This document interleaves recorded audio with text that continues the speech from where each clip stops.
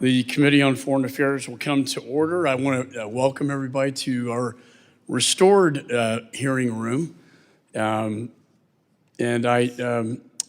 point of personal privilege, I took the opportunity to put our first chairman's portrait up underneath the Great Seal of the United States in front of us. In fact, in the Continental Congress on April 19th, 1775, the Committee on Correspondence was formed, which eventually became the Committee on Foreign Affairs. And so I just put that as a historical reference as to why this committee is in fact so important.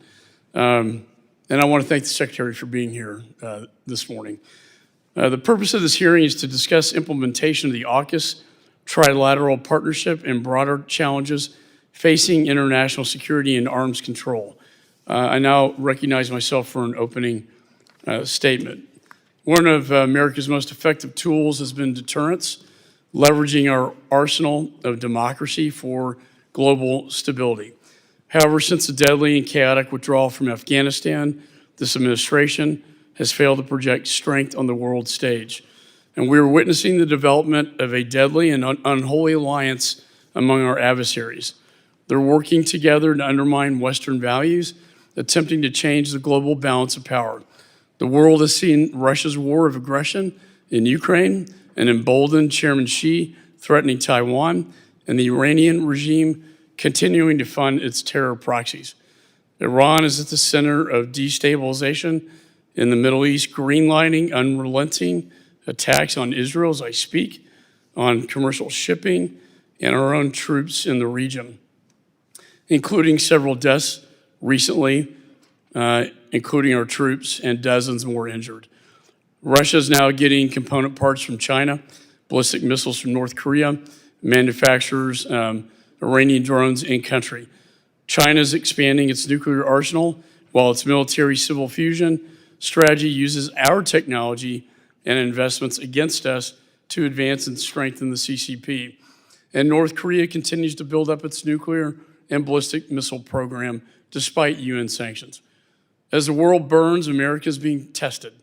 We must modernize our approach to security to advance our strategic goals. And that includes working with our allies in new and innovative ways. AUKUS is a prime example of how we should be partnering with our closest allies. I agree with the administration that to counter CCP aggression, we must work with our closest allies, and importantly here, the UK and Australia.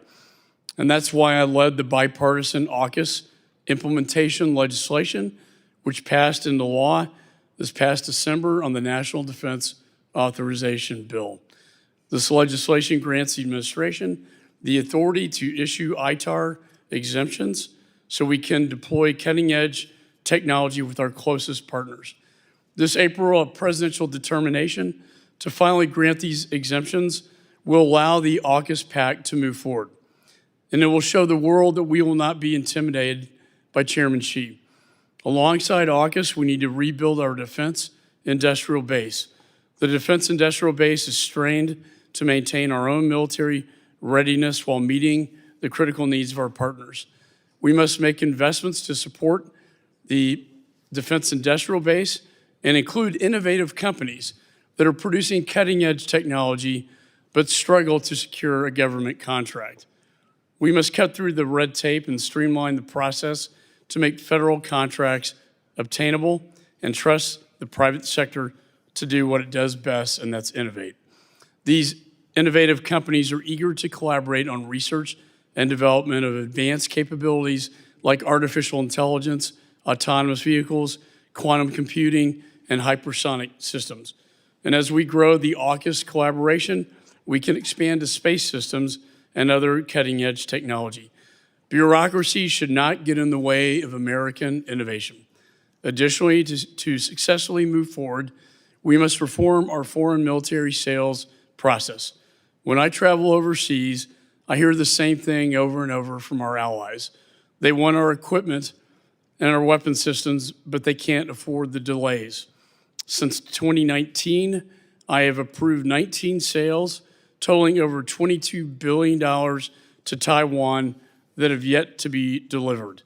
And when I was in country last April, President Tsai asked me, where are my weapons? I paid for them. I didn't really have a good answer. Seeing these challenges firsthand, I convened a task force led by Representative Waltz, which last week published its report highlighting desperately needed improvements to our FMS process. And it's called the Foreign Military Sales Tiger Task Force report recently released. It'll be the first time we've had FMS reformed, the first time in a generation. And we're not done. We're going to look at outdated arms control and non-proliferation policies like the Missile Technology Control Regime and whether the department's structural organization needs updating to combat the challenges we face today.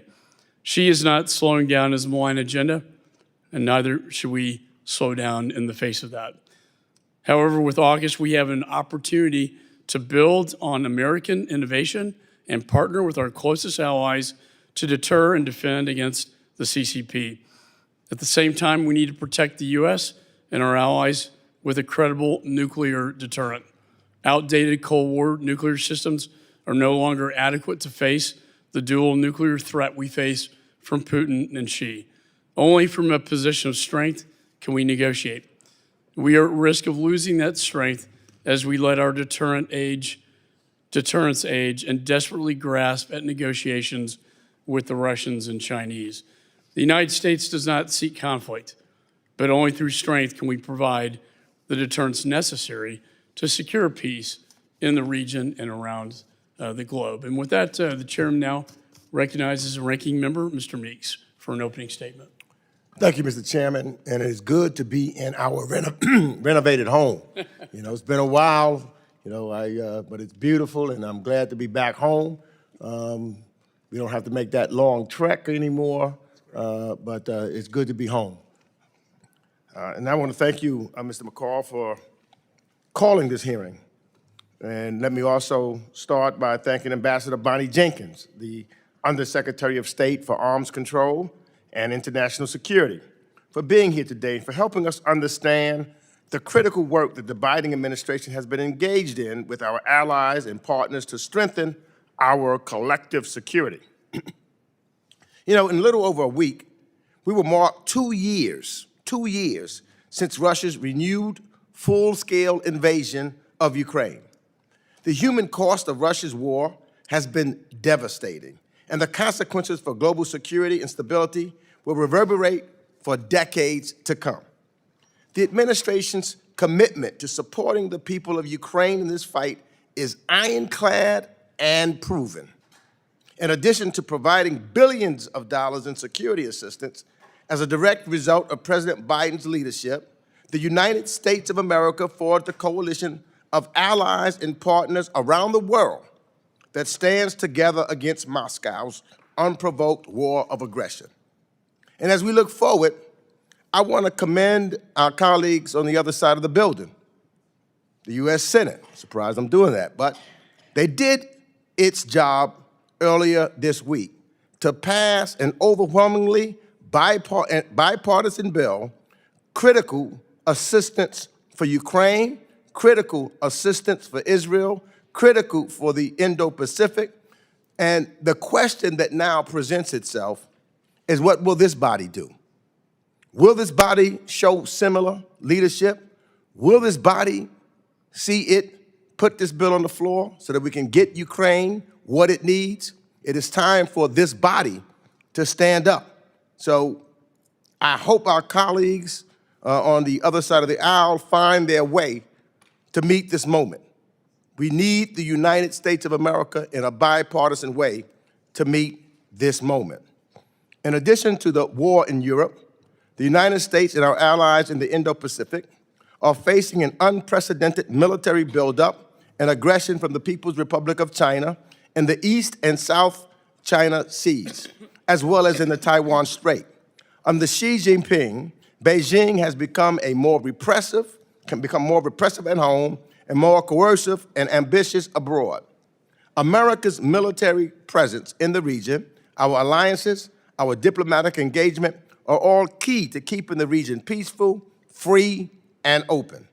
And the United States' commitment to the defense of our allies and to maintaining open seas and skies has never been greater.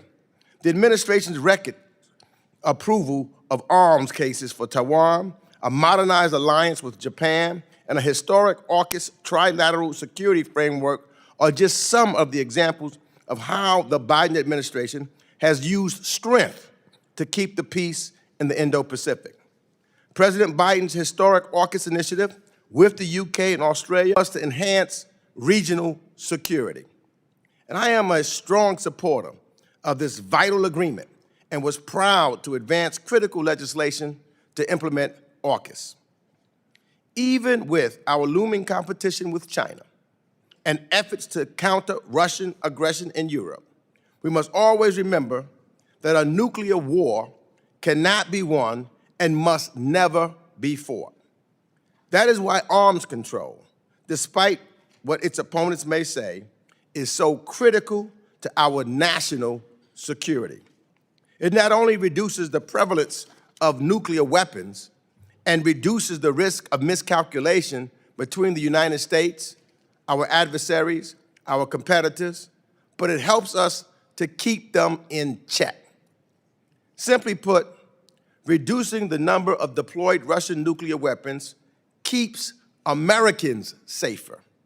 Preventing Iran from acquiring a nuclear weapon keeps America safer. Working together to denuclearize North Korea keeps America safer. Stemming China's rapid conventional and nuclear military buildup keeps America safer. And sound and effective arms control policies like those this administration has advanced are one of the best tools to help achieve those goals. And yet, the state of arms control is more perilous now than it has been in decades. So I hope our witness can help us understand today what the administration is doing to change this picture and put all of these issues into a broader strategic context. And with that, I yield back the balance of my time. Ranking member yields back. And I also want to thank the ranking member for his hard work in a bipartisan fashion with myself and our teams working together on the AUKUS legislation and obviously with the Senate as well, with the four corners of the House Foreign Affairs Committee and Senate Foreign Relations Committee. It was one of the finer moments in Congress. And we've had a few, but too few and far between lately. I'd say also other members of the committee are reminded that opening statements may be submitted for the record. We're pleased today to have the Honorable Bonnie Jenkins. Chairman, one thing I left out. I just want to ask, recognized? He's not here yet, but I want to ask unanimous consent that Rep. Courtney, who worked very hard on the AUKUS agreement, participate at today's hearing after all committee members have had their opportunity to participate and question the witness. Without objection, so ordered. We're pleased to have the Honorable Bonnie Jenkins, the Undersecretary for Arms Control and International Security at the State Department, before us today. Her bio is very lengthy and impressive, and I told her academic record, you must have spent, a long part of your lifetime in school. It was extremely impressive, and so long that I don't have time to read all the credentials. But let me just say thank you for being here. Your full statement will be made part of the record. And with that, I now recognize Undersecretary Jenkins for her opening statement. Good morning, Mr. Chairman, Ranking Member Meeks, and members of the committee, and congratulations to being back here in this hall. I appreciate the opportunity to speak to all of you today about the work that I oversee at the Department of State as Undersecretary for Arms Control and International Security. Let me give you a broad overview of the challenges and opportunities we face and the tools we employ to ensure that the United States is leading from a position of innovation during this inflection point in history. I oversee the Arms Control Deterrence and Stability Bureau, ADS, the International Security and Nonproliferation Bureau, ISN, and the Political Military Affairs Bureau, PM. I also lead the coordination for the trilateral partnership between Australia, United Kingdom, and United States, known as AUKUS. We find ourselves at a time where we are certainly challenged. Russia's full-scale invasion of Ukraine is about to begin its third year. the People's Republic of China continues to pressure Taiwan across the spectrum of diplomatic, informational, military, and economic measures. The Middle East is on a knife's edge as Israel defends itself from Hamas terrorism amid a deepening humanitarian crisis, and Houthi extremists engage in illegal and reckless attacks on commercial vessels, exercising their navigational rights and freedom. The deepening cooperation among Russia, the DPRK, and Iran is a cause of concern. However, it is precisely during these moments where we must be innovative to maintain international norms and institutions, providing foundations for global security. This includes our work to advance the full scope of arms control measures on weapons of mass destruction and conventional arms to strengthen deterrence and strategic stability. This administration has secured allied unity to suspend the Treaty on Armed Conventional Forces in Europe in response to Russian withdrawal. We proposed and passed United Nations resolutions calling on countries to not conduct destructive direct access anti-satellite missile tests and to not use radiological weapons. We led states to endorse responsible practices regarding artificial intelligence for military applications, and we completed the destruction of U.S. chemical weapons stockpile, eliminating an entire category of declared weapons of mass destruction. We are strengthening nuclear safeguards, safety, and security, especially as we assist nations partnering in nuclear energy and peaceful nuclear cooperation. Building capacity to mitigate proliferation threats, sanctioning actors engaged in illicit activities, enhancing interdiction measures, and protective sensitive U.S. technologies from exploitation. Thanks to the strong bipartisan support of the CHIPS and Science Act of 2022 and the International Technical Security Innovation Fund, this administration has made profound contributions to protect semiconductor and other emerging technologies. We continue to advance deeper security cooperation with our allies and partners around the world. We have provided over $44 billion in security assistance to strengthen the international coalition helping Ukraine to defend itself and assist our allies and partners to transition off Russian origin equipment. We are working to strengthen Taiwan's self-defense capabilities, implementing new security assistance authorities, and improving the highest single-year number of foreign military sale notifications to Taiwan to maintain peace and stability across the Taiwan Strait. We are helping Israel defend itself while continuing to press for a two-state solution that puts Palestinian voices at the center of a post-crisis governance in Gaza. Standing shoulder to shoulder with our closest allies is one of the hallmarks of American diplomacy. A prime model is AUKUS, a generational opportunity that deepens cooperation with our closest allies, strengthens our long-term defense and security partnerships, provides us a clear pathway to continue advancing our shared vision of a free and open Indo-Pacific, and sends a very strong signal of deterrence and commitment to the highest non-proliferation standards in the region and around the world. With your passage of the fiscal year 2024 National Defense Authorization Act, we are making great strides within AUKUS on export controls, fostering an Indo-Pacific ecosystem, and supporting operational readiness and interoperability of U.S. allies for generations to come. We have a historic responsibility to get this right, and with everyone in this room working together, we are on the right path. So let us continue to work together. This new security landscape requires innovation and creativity. It requires resilience and modernization. This administration has been making the tough choices and laying the groundwork for long-term prosperity, both at home and abroad. We are clear-eyed about where our adversaries or competitors are making inroads and how our actions will determine the safety and security of future generations. I thank you, and I look forward to your questions. Thank you, Undersecretary Jenkins, and I agree with you. We have a historic opportunity before us. Pursuant to the legislation, AUKUS legislation, the President has until mid-April to decide whether the British and Australians have a quote-unquote comparable defense export control system with the U.S. and whether to exempt them from the International Traffic in Arms Regulations, otherwise known as ITAR. In essence, ITAR-free zones will allow us to develop and build the most cutting-edge military technologies like hypersonics together. In my view, these are our closest allies. They're members of the Five Eye. They bled with us on the battlefield over the last 100 years. And we shared our crown jewel, the nuclear propulsion technology, with the British for generations, and just authorized sharing our most advanced conventionally armed nuclear-powered submarines with the Australians.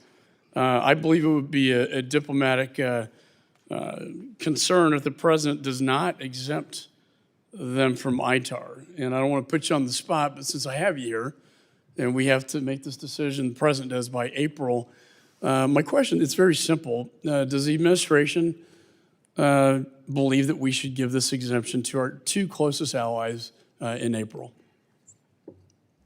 Yes, thank you for that question, and I totally agree with you.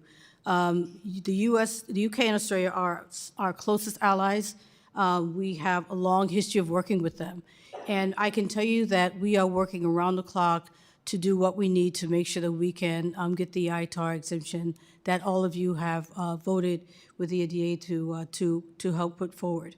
I can tell you that I've made several trips myself to the UK, going to Australia. My experts are working with our colleagues on a regular basis. We're having trilateral meetings, and it's going very well. The UK has passed the National Security Act. Australia has 2 bills which are going forward. So they are doing what they need, and we are doing what we need to put in place all the steps that have to happen so that we can certify. I feel very confident that we will certify. We're just actually in the process of making this happen. Something that normally takes about 6 to 12 months, we are doing it in a much, much faster period. No, I appreciate that, your candor and honesty. And I really hope the administration does certify. If you need anything from us in the committee, please let us know. We're working as Americans here with our allies against a very strong threat coming from China. Shifting to that, Taiwan arms sales. I know you're aware of this issue. When I saw President Tsai, she asked me where are my weapons. There are 19 weapon systems, $22 billion that have not reached the island. What I'm concerned about is if we can't get these weapons into Taiwan, what deterrence does the island have as the clock is ticking? And I think after the presidential elections in Taiwan, it's even more foreseeable. They know they can't take it by election, so maybe they're going to look at other ways to unify, in their words, Taiwan through a blockade of some sort. Do you know why this has taken so long, and when do you anticipate that the weapons that Mr. Meeks and I signed off on, and the chair and ranking member in the Senate, do you anticipate when they will be delivered? First of all, I totally agree with you in terms of the important work that we're doing with Taiwan. I want to thank everyone for all the efforts that's gone in for work we've been doing to allow us to do things like have foreign military financing with them that we hadn't had before, to have our international military education training with them now. We've been able to use the Taiwan Enhanced Resilience Act to authorize up to $10 billion in security assistance. So first of all, I just want to say that we recognize very, very much how important this is. Also want to note that many times the problems or the delays, we are able within the State Department to go through these processes in 48 hours or so. But the problem really is getting it through the industrial base, getting the equipment on time. A lot of times in these cases, after the signature is done, that's when things start to happen in terms of getting the equipment. So the delay is not related to anything in terms of our commitment. Our commitment is certainly there. It's really the industrial base. And this is something that we know is in the supplemental, and something that we know is an issue, and we're working very closely with our partners in industry to try to move that faster. I don't have a specific time frame that I can give you right now, but I just want you to understand a little bit of the background. Well, thank you. And as we examine the supplemental, we just received it. with respect to Taiwan and countering China, we obviously, any input, it's not a final draft by any stretch, and any input you may have to help this situation would be very much appreciated. In fact, I know there's $3.3 billion for AUKUS itself, Right. which I think is a very strong argument to defending the Pacific. So thanks for your candor. I now recognize Ranking Member Meeks. Thank you. Ambassador Jenkins, I've got some serious concerns right now dealing with Ukraine assistance. For more than a year, the United States Congress demonstrated its steadfast support for Ukraine. We called out Russia's brutal invasion, and many of us, Mr. McCall and myself, visited Ukraine to show our support. Went to Poland to show our support. In this Congress, this committee held hearings on the comprehensive oversight and mechanisms linked to our support, and we heard from returned kidnapped children and women and the terror that Russia represents in Ukraine. We passed legislation standing with the people of Ukraine and fielded calls from our constituents who generously offered to open up their homes to Ukrainian children and other civilians fleeing this horrific war. To this day, we still receive those calls. But we also receive calls from constituents, quite frankly, I've received a few just a couple of days ago who are now angry. Angry that after standing shoulder to shoulder with the people of Ukraine for so long, that this Congress is now failing to act. Angry that, and I'm sorry to say, that it seems as though those in the House majority is buckling under the pressure of MAGA Republicans who are acting on the whims of the former president to help his election campaign. I hope my Republican colleagues in this body are not putting politics over our national security. Our national security. And early yesterday morning, the Senate did do its part. And I applaud Senator Schumer and Senator McConnell for putting politics aside and passing one of the most consequential national security packages in years. I know that Democrats in the House are ready to act and act now. And I would hope that Speaker Johnson will put the bill on the floor so that we have an opportunity in this House to vote on it. Because I truly believe if he puts it on the floor, we will pass it in a bipartisan way. But we need the bill on the floor so that we can pass it. So let me just ask you first, Madam Ambassador, just on a yes or no for in the beginning, do you believe Ukraine is a regional conflict that will not have impacts beyond Russia and Ukraine? No, the impact will be much more than beyond Russia and Ukraine. And would it be beyond Europe? It will be beyond Europe. And do you believe that what happens in Ukraine matters for the national security of the United States of America? It very much matters to the national Can you security. tell us why? It matters to the United States because, one, we are a leader, and we have to be continued to seen as a leader around the world. We've made a commitment to Ukraine, and we need to show that we stick to our commitments. Other countries are watching what we're doing and taking lessons, and we also have to promote democracy and help countries defend themselves. And do you believe that President Xi is watching closely what we do to support Ukraine? Yes, I do. And do you believe whether or not we continue supporting Ukraine will have an impact on his calculus for future plans against Taiwan? It certainly will. And will passing this critical national security package help our readiness? It will certainly help our readiness. And how would it do that? It will help our readiness because, first of all, we're able to provide more equipment to Ukraine. But once again, as I was saying in the last question, it also helps us strengthen our industrial base. And let me turn to AUKUS for a second. Because as you have testified, China is also watching very closely how we choose to act or not act. And at this pivotal moment in history, we know the State Department has been closely engaged with both Australia and the United Kingdom to make sure important reforms to protect sensitive defense technology are completed in order to meet requirements in place to allow sensitive defense cooperation. So what is the status of the changes we requested of Australia and the UK in the NDAA? Thanks for the question. As I mentioned earlier, the status is we are moving forward. As I had mentioned, we've already, the UK has already a new act. Australia has a couple of bills that they're getting through their processes. We are having regular meetings with them, both in the U.S. and outside the U.S. in Australia and the U.K. We have several groups that are meeting, several working groups that are meeting. There's a lot of activity that's taking place to make sure that we can, in fact, certify. And why does the department believe defense and regulatory reforms in our partners' regimes are so important? It's important because we have to make sure that, we protect our intellectual property. We know that there's countries like China who want to steal information. And AUKUS, because it's going to be a very strong interoperable process of not only just the submarines, but emerging technologies. And it's going to be a very interesting place for countries like China to try to steal our technology. My time's expired. I wanted to get into arms control with Russia and China, but I don't have that time. So thank you for your testimony, and I yield back. Gentleman yields back. I now recognize Mr. Wilson for 5 minutes.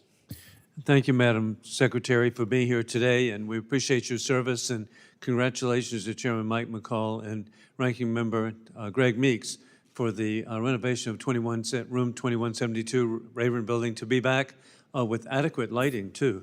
And so this is very impressive. Thank you. And hey, sadly, and this should be bipartisan, all of us should be facing, we're in a war we didn't choose, between dictators with rule of gun invading democracies with rule of law. And America, I believe, sadly, today, with the open borders too, you add that in, is at greater risk of attack, of imminent attack than ever before, as the FBI has indicated. With that in mind, with the axis of evil, war criminal Putin in North Korea have just had unprecedented ballistic missile cooperation with war criminal Putin firing indiscriminately North Korean missiles against civilians of Ukraine. What's being done to try to address this? Because it also is a direct threat to our great allies of South Korea and Japan. Yes, thank you for that question, and I totally agree. Any relationship that we're seeing, between Russia and North Korea is very concerning. And one of the things that we started doing already is last month we have already started doing sanctions as a result of this, and we are being very, very vocal. We are working with partners in multilateral settings to also see how we all can work together to address this issue, because so much of this is multilateral, working together with sanctions, and that's what we're doing to this date, and we're going to continue to focus on this issue.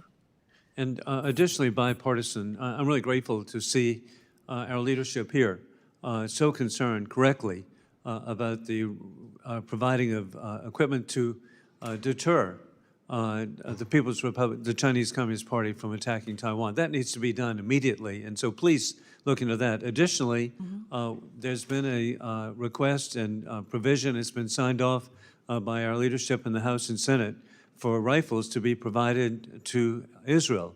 What's the status of providing that? This has been held up, and to me it's just inconceivable at a time of war that we would delay, and the rifles should be provided. And when can we expect that to be approved? Thank you for your question. Once again, I want to reiterate how important we see the situation in Taiwan and our efforts to really move as fast as we can on that. On the rifles, we are still deliberating that within the administration, so there's nothing that I can report on that to date, but that's an issue we're still working on. And indeed, they lost rifle capability when we had the Hamas puppets of Iran invade. And there's just no reason for delay of something as basic as rifles. And so I hope that's advanced. And then also bipartisan should be interested in small modular reactors. And that is that how critical they can be with technology to promote work with our partners. I know that Romania has taken a real lead on trying to develop small modular reactors. What is your department doing in working with our allies to promote small modular reactors? And hey, for immediate manufacture, I even have a location, Savannah River Nuclear Laboratory. Yes, we're doing quite a bit, and thanks for recognizing the work that we're doing in Romania. We are pressing forward very hard on small modular reactors around the world, and we are working very closely with our allies. We're working with the G7. And recently at the COP28, we had 22 countries agree to triple nuclear technology by 2050. We have a number of countries who are working to promote more funding in this issue. So yes, we take it very seriously. We'll work with allies, G7 partners as well, to promote small modular reactors around the world. And the benefit of that would be the security for a territory such as Guam, which is so critical, 3 hours from Shanghai, 3 hours from Tokyo, 3 hours from Manila.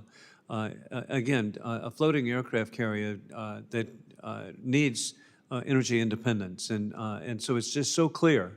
And then you also have examples of, hey, resort areas like Hilton Head Island, South Carolina. We would like to have, in the event of a hurricane, again, small modular reactors. And hey, we've had small modular reactors on aircraft carriers and submarines. This just need to be advanced, and the production should be approved and should be accelerated.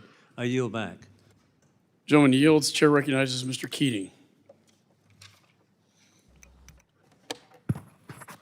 Well, thank you, Mr. Chairman. Thank you, Undersecretary, for being here.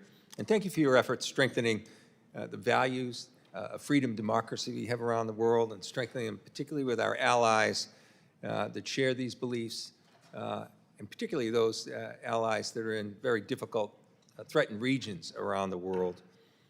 I believe, in many senses, and many experts agree, that we're in the greatest threat globally that we've been in since World War II in this regard. I had an uncle who was killed in action defending this in Europe. So many other Americans lost loved ones, family members. Many individuals had lifetime injuries, hidden wounds, families that were under strain, all for that sacrifice to bring us to the foundation we have right now, where post-World War II we have the greatest chance of peace and prosperity that modern times have ever shed upon any generation. And I'm worried. I'm worried that this will be whittled away with indifference, and I can't fail to comment on the bigger picture when you're here in front of us that we are at a critical place right now. With this package for Ukraine, Israel, Indo-Pacific, Taiwan, that package that passed the Senate, time is passing very quickly. Those of us that have been briefed know that there's an exigency of time here and an urgency to move. And I must say, the place where this will be met is not in your office, with all due respect. The place where this will be met is not in the Secretary's office. The place where this will be met is not even in the White House. Right now, at this time, that place is right here in this U.S. House. Just 5 months ago, we passed the support package for Ukraine, and it was 311 to 117. Pretty tough to get numbers like that in this Congress at all. But we must be able to put it on the floor right now for a democratic vote. If we don't have democracy in this U.S. House right now, we can't expect to be the leader of democracy worldwide, globally, when we can't even do that. Anything we say, anything we utter will be nothing but hollow words. So in this context, too, I want to ask you something else that concerns me that surrounds particularly what's going on in Ukraine, what's going on in China, what's going on in Iran. And that's the importance of recognizing, I think, that we have NATO that brings, post-World War II allies together, that gives leadership to so many other. Okay. We have 50 countries participating in our effort to help Ukraine. 50, no small task. But I'm very concerned, if you have any remarks on this and how it might affect nonproliferation, how it might affect arms use, how it might affect the U.S. influence. We're seeing, I think, and it's really at stake now, a new axis, if you will, an axis with Russia and North Korea, who was supplying them with missiles, with Iran, who was supplying them with drones, some of them with U.S. and Western parts, by the way, and China, who's bolstering them up domestically, and we're watching very closely what they're doing in any dual-purpose products they're having. But this access of North Korea, of Iran, of Russia, of China, is very dangerous. And it's coming together, and I think it's going to be one of the byproducts of us not acting to support Ukraine right now. Can you comment on that burgeoning threat? Yes, thank you. I can't agree with you more. First of all, the importance of getting the supplemental passed because of the funding that it will allow to help us combat these threats, but also the concern that we have in terms of these countries working together.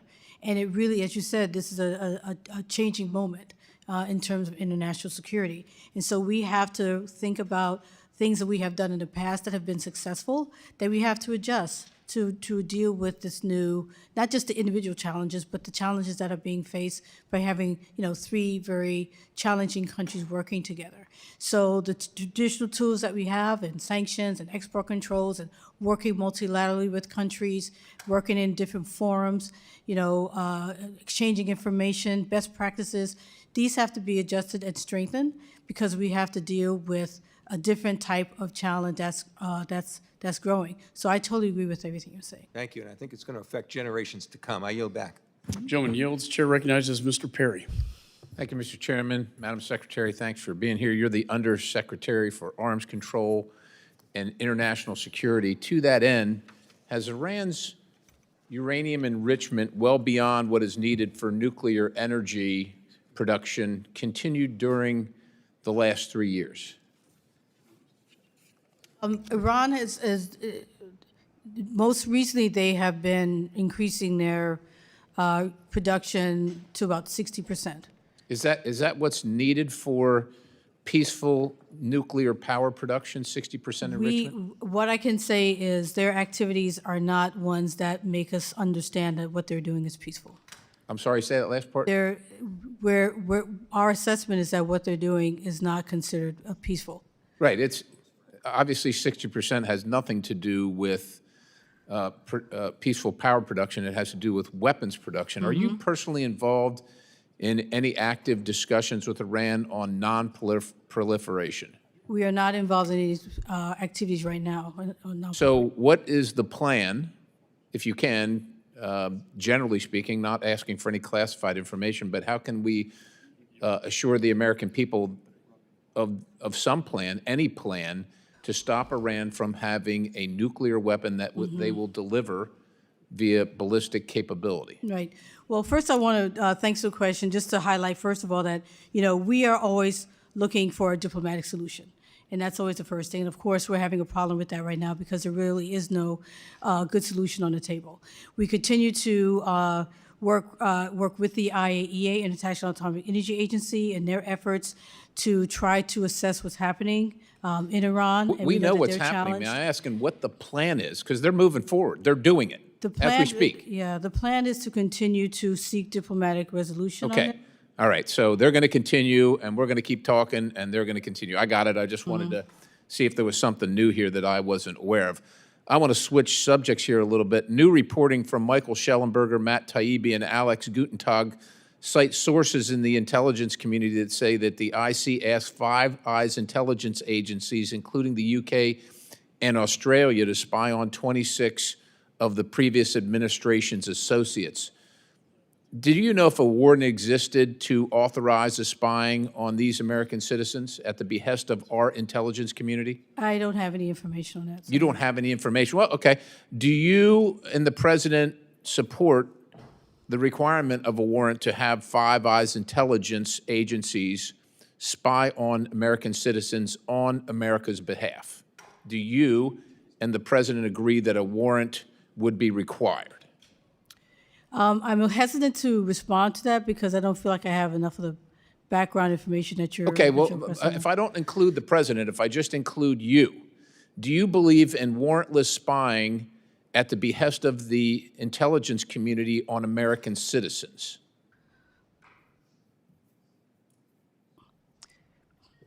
I'm not quite sure how to respond to that. I mean, we do want warrants if there's going to be spying done, but I'm not sure I can answer that question. I want to can't- be honest with you. I don't feel. Would you confident. like the intelligence community to be authorized to spy on you without a warrant? No, I would not.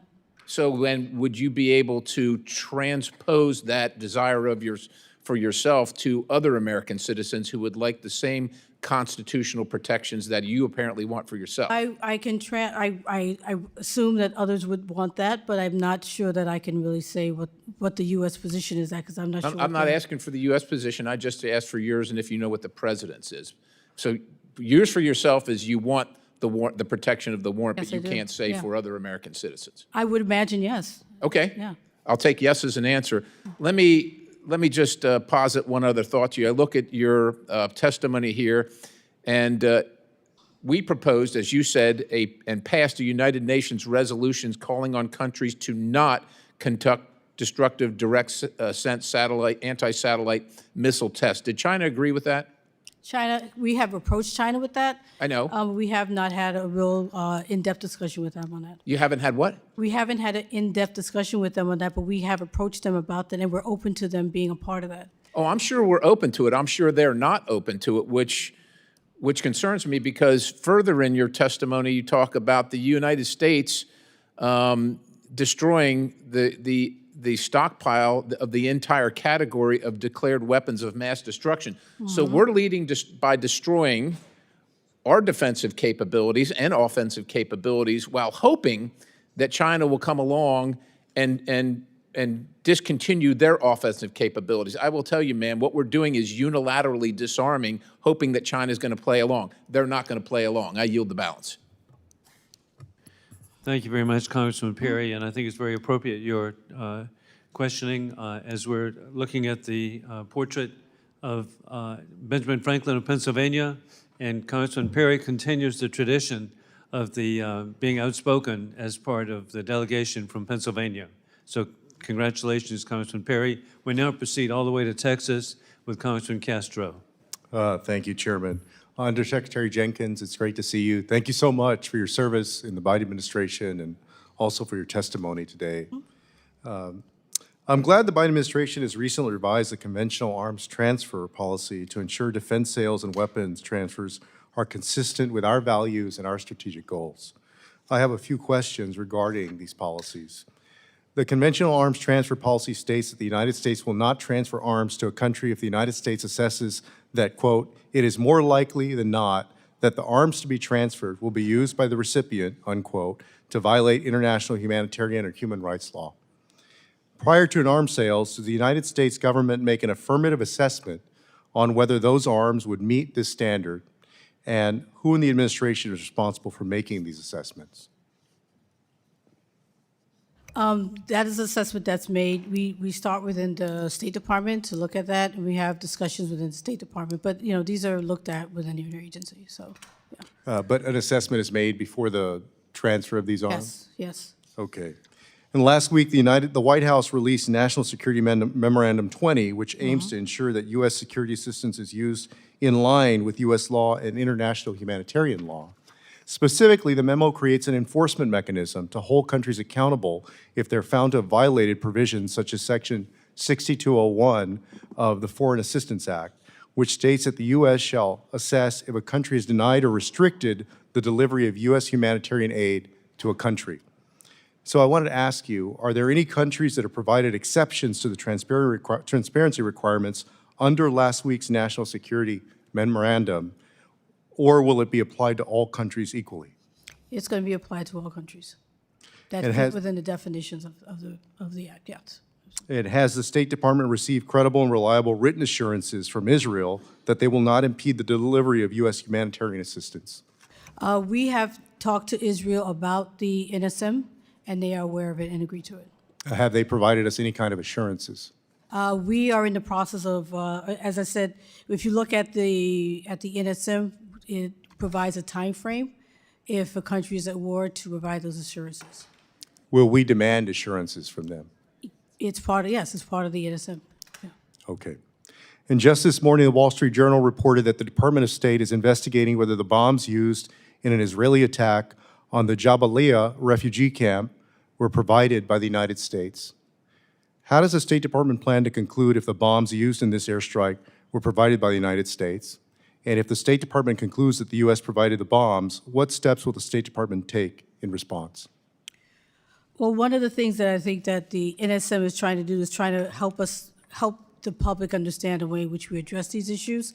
So if it turns out that that is the case, we will take it back and we will deliberate and consider what the next steps will be, and we will incorporate that into our considerations for next steps. I can't say specifically what we're going to do, but I can certainly say that we are very focused on the issue. We understand the importance of the issue to the American people, and we will take that back and assess what we should do next steps. Thank you. And switching subjects, but also within your purview, and you may have to take this one for the record. Ambassador Jenkins, the family of bureaus you lead has a responsibility over U.S. engagement with the Organization for the Prohibition of Chemical Weapons and the Chemical Weapons Convention Annex. There's a proposal in front of this Congress to add fentanyl and fentanyl-related substances to Schedule 2 and 3 of the Chemical Weapons Convention Annex. And I have serious concerns about this proposal, and I understand that the State Department does as well. In response to a previous inquiry of mine, the State Department stated that, quote, "The department assesses that adding fentanyl to the Chemical Weapons Convention schedules would not enhance our ability to identify fentanyl traffickers or address chemical weapons risks related to fentanyl. I also understand that adding fentanyl to the Chemical Weapons Convention Annex would imperil the DoD's access to fentanyl for pain management of battlefield injuries and prevent legitimate shipments of fentanyl to Taiwan and Israel, who are not parties to the Chemical Weapons Convention, devastating their healthcare systems. So I wanted to ask you, do you believe that adding fentanyl and fentanyl-related substances to the Chemical Weapons Convention's Annex is appropriate, and what do you see as the impacts of doing so? Yes, first of all, I just want to acknowledge that I recognize the impact of fentanyl, and so I definitely understand and the importance of these issues. But as you said, we do not see that as we do not see the CWC and the OPCW as a way in which to do this. As you mentioned, fentanyl also has other medical purposes. And by putting this on the CWC, OPCW schedules, it will impact and disrupt individuals who need some of that for medical purposes from using it. And it's also not going to really, as you said, focus and really do what it needs to, what we are looking for is interdiction issues. Thank you, Secretary. You'll back. Thank you very much, Congressman Castro. We now recognize Congresswoman and Ambassador Ann Wagner. I thank the chairman and the undersecretary for her time and service. China represents an urgent threat to the United States and its partners. We have an important advantage, however, a range of partnerships and alliances that are unshakable and battle-tested, including AUKUS, a critical security partnership between the U.S., Australia, and the UK. The fact that the Chinese Communist Party, or CCP, finds AUKUS so terrifying is a clear sign that the partnership is the right path forward for the United States as we seek to defend Indo-Pacific partners from China's predatory and bullying influence. But we need to devote real time and energy to address remaining pitfalls and ensure AUKUS's success, whether by cutting red tape for our trusted allies or correcting China's attempts to sow anti-AUKUS propaganda while it massively expands its own nuclear stockpile. Undersecretary Jenkins, the 2024 NDAA instructed the Secretary of State to create streamlined procedures and anticipatory release policy for the transfer of advanced weapons technologies like submarines and hypersonic, cyber capabilities, artificial intelligence, and undersea capabilities to Australia, the UK, and Canada. When do you anticipate the release of that policy, and what concrete steps are you and your bureaus taking to prepare those policies? Thank you. And once again, it's an opportunity for me to talk about AUKUS, which I agree with everyone here about the importance of that. And as I had mentioned earlier, we are working around the clock with both the UK and Australia to make sure that we have what we need, and all three countries have what they need so that we can move and certify as required under the NDAA.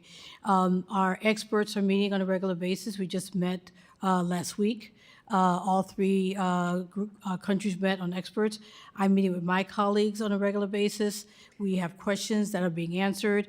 Excuse me, timeline-wise, are you on track here? When do you anticipate the release? It's hard to anticipate the release right now because we are actually working to get these things. There's certain things that have to happen, but they're happening in a rapid pace. Okay, well, I hope can so. say, for example, as I said earlier, the UK just passed a legislation. The same thing with Australia. They have to go through processes within their own countries for this to happen. So I can say we're working as fast as we can, but there are steps that have to happen in all three of our countries. China has disseminated propaganda across the Indo-Pacific, falsely claiming that AUKUS undermines non-proliferation goals. And I'd like to note the astounding hypocrisy of these claims as China itself embarks on an unprecedented nuclear buildup. Under Secretary Jenkins, is the department effectively countering Chinese misinformation surrounding AUKUS, like the misinformation surrounding the transfer of conventionally armed nuclear-capable submarines? Yes, thank you for the question. We are regularly countering disinformation. We see it on a regular basis, as was mentioned. China often raises AUKUS at the IAEA in the Board of Governors. We have been very successful, constantly pushing back to the point that they've actually started looking at some other issues in addition. So we have been working on this. We understand the Chinese buildup of nuclear weapons, and we continue to Where push do you back. think that China's misinformation campaign against AUKUS gained the most traction? And specifically, are we working with regional partners to correct the record?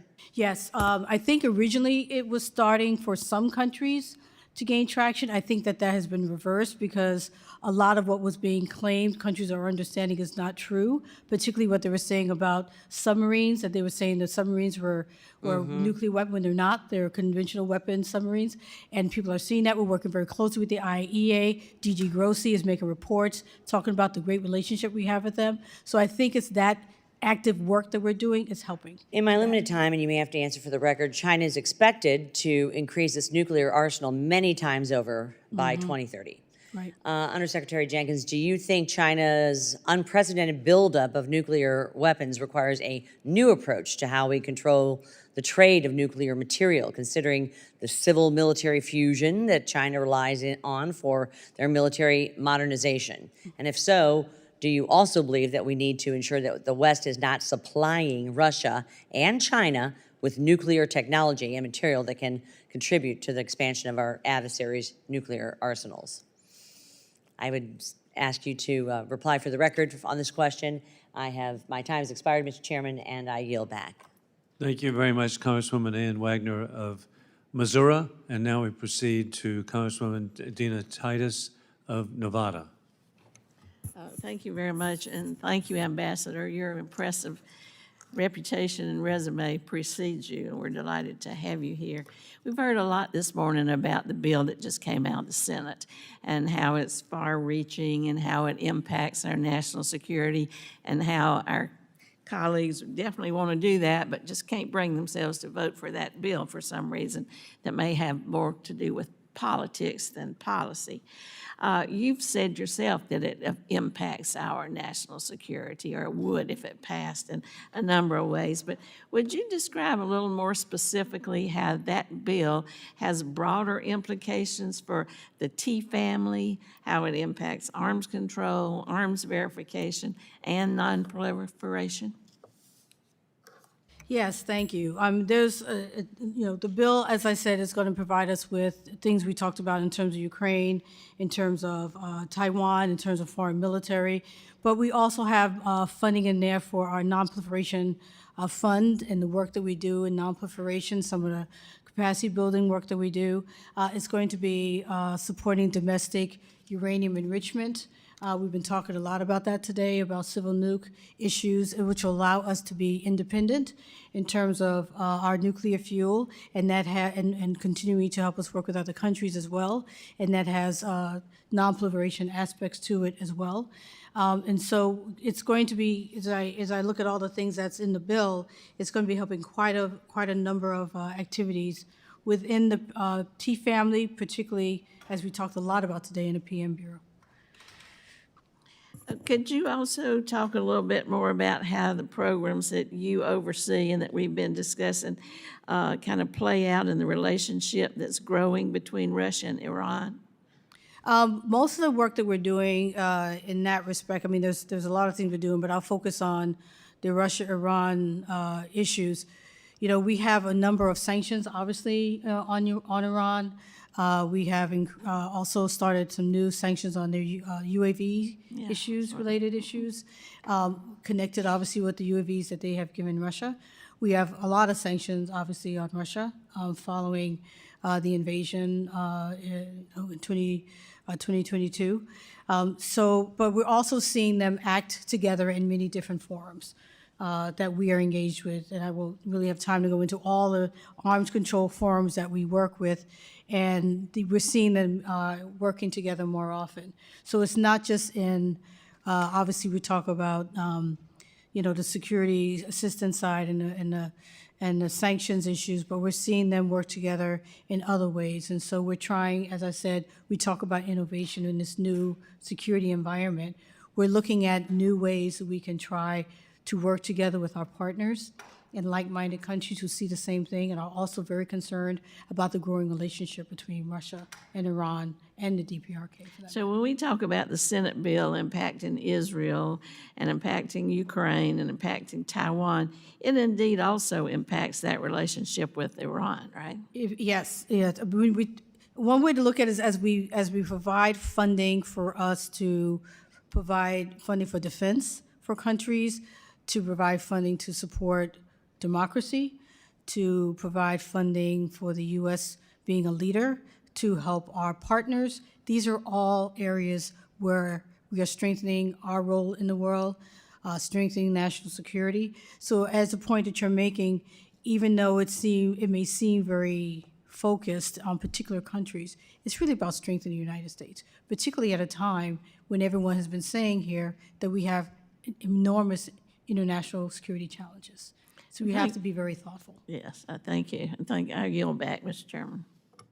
Thank you, Congresswoman Dina Titus. And we now proceed to Congressman Andy Barr of Kentucky. Thank you, Mr. Chairman, and Ambassador Jenkins, welcome to the committee. And before I get to my questions, I do want to address the issue of the supplemental that the Senate is sending over to us. And I know that's a priority for the administration. There's a lot of members on my side of the aisle who obviously demonstrably support the assistance to Israel, the assistance to the Indo-Pacific, and I'll direct most of my questions to you regarding Taiwan.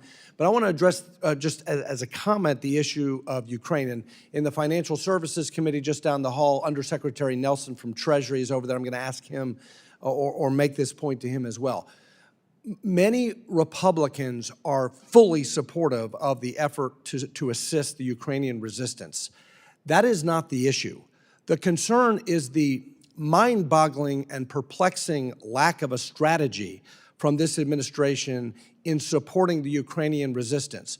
When the administration is asking Congress to approve over $60 billion in additional assistance, which I personally support, but at the same time is banning LNG exports to our European and NATO allies, when they 8 times provide a general license to the sanctions on Russian banks in processing energy transactions, when the oil price cap strategy is failing, our strategy is literally funding Putin. And my point to the State Department here with this commentary is that the administration's obsession with climate is compromising our national security and our strategy to counter Putin.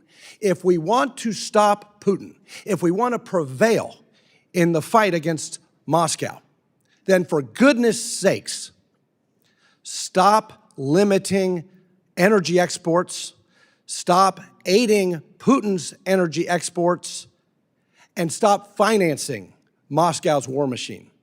With that, let me get to my question about Taiwan. Regarding Presidential Drawdown Authority for Taiwan, Section 5505 of the FY23 NDAA states that the President may direct the drawdown of defense articles from stocks of the Department of Defense, Defense Services of the Department of Defense, and Military Education and Training, of an aggregate value of not to exceed $1 billion per fiscal year to be provided to Taiwan. This bill became law in December of 2022. What was, Madam Ambassador, what was the total amount of presidential drawdown authority used by the administration in fiscal year 2023?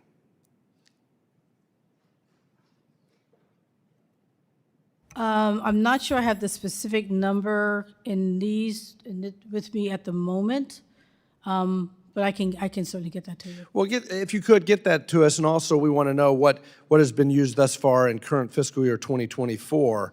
And the reason why we say that is that the administration is rightly asking for Indo-Pacific assistance in this supplemental, but the administration has existing authorities that we provided through the NDAA in successive years to assist in that effort. And we would urge the administration to use that presidential drawdown authority. India, real quick, Madam Ambassador, in 2016, Congress designated India as a major defense partner, and last year, President Biden and Prime Minister Modi reaffirmed this partnership twice here in D.C. and in Delhi. Not only are we cooperating more, but we're seeing a shift in India's defense supply chain away from Russia and towards the United States in our orbit. However, last week, the Biden administration issued the National Security Memorandum on Safeguards and Accountability with respect to transferred defense articles and defense services. This memorandum sets up new hurdles and reporting requirements for prospective arms sales to partners. Do you see this memorandum having any impact on future sales of defense articles from India?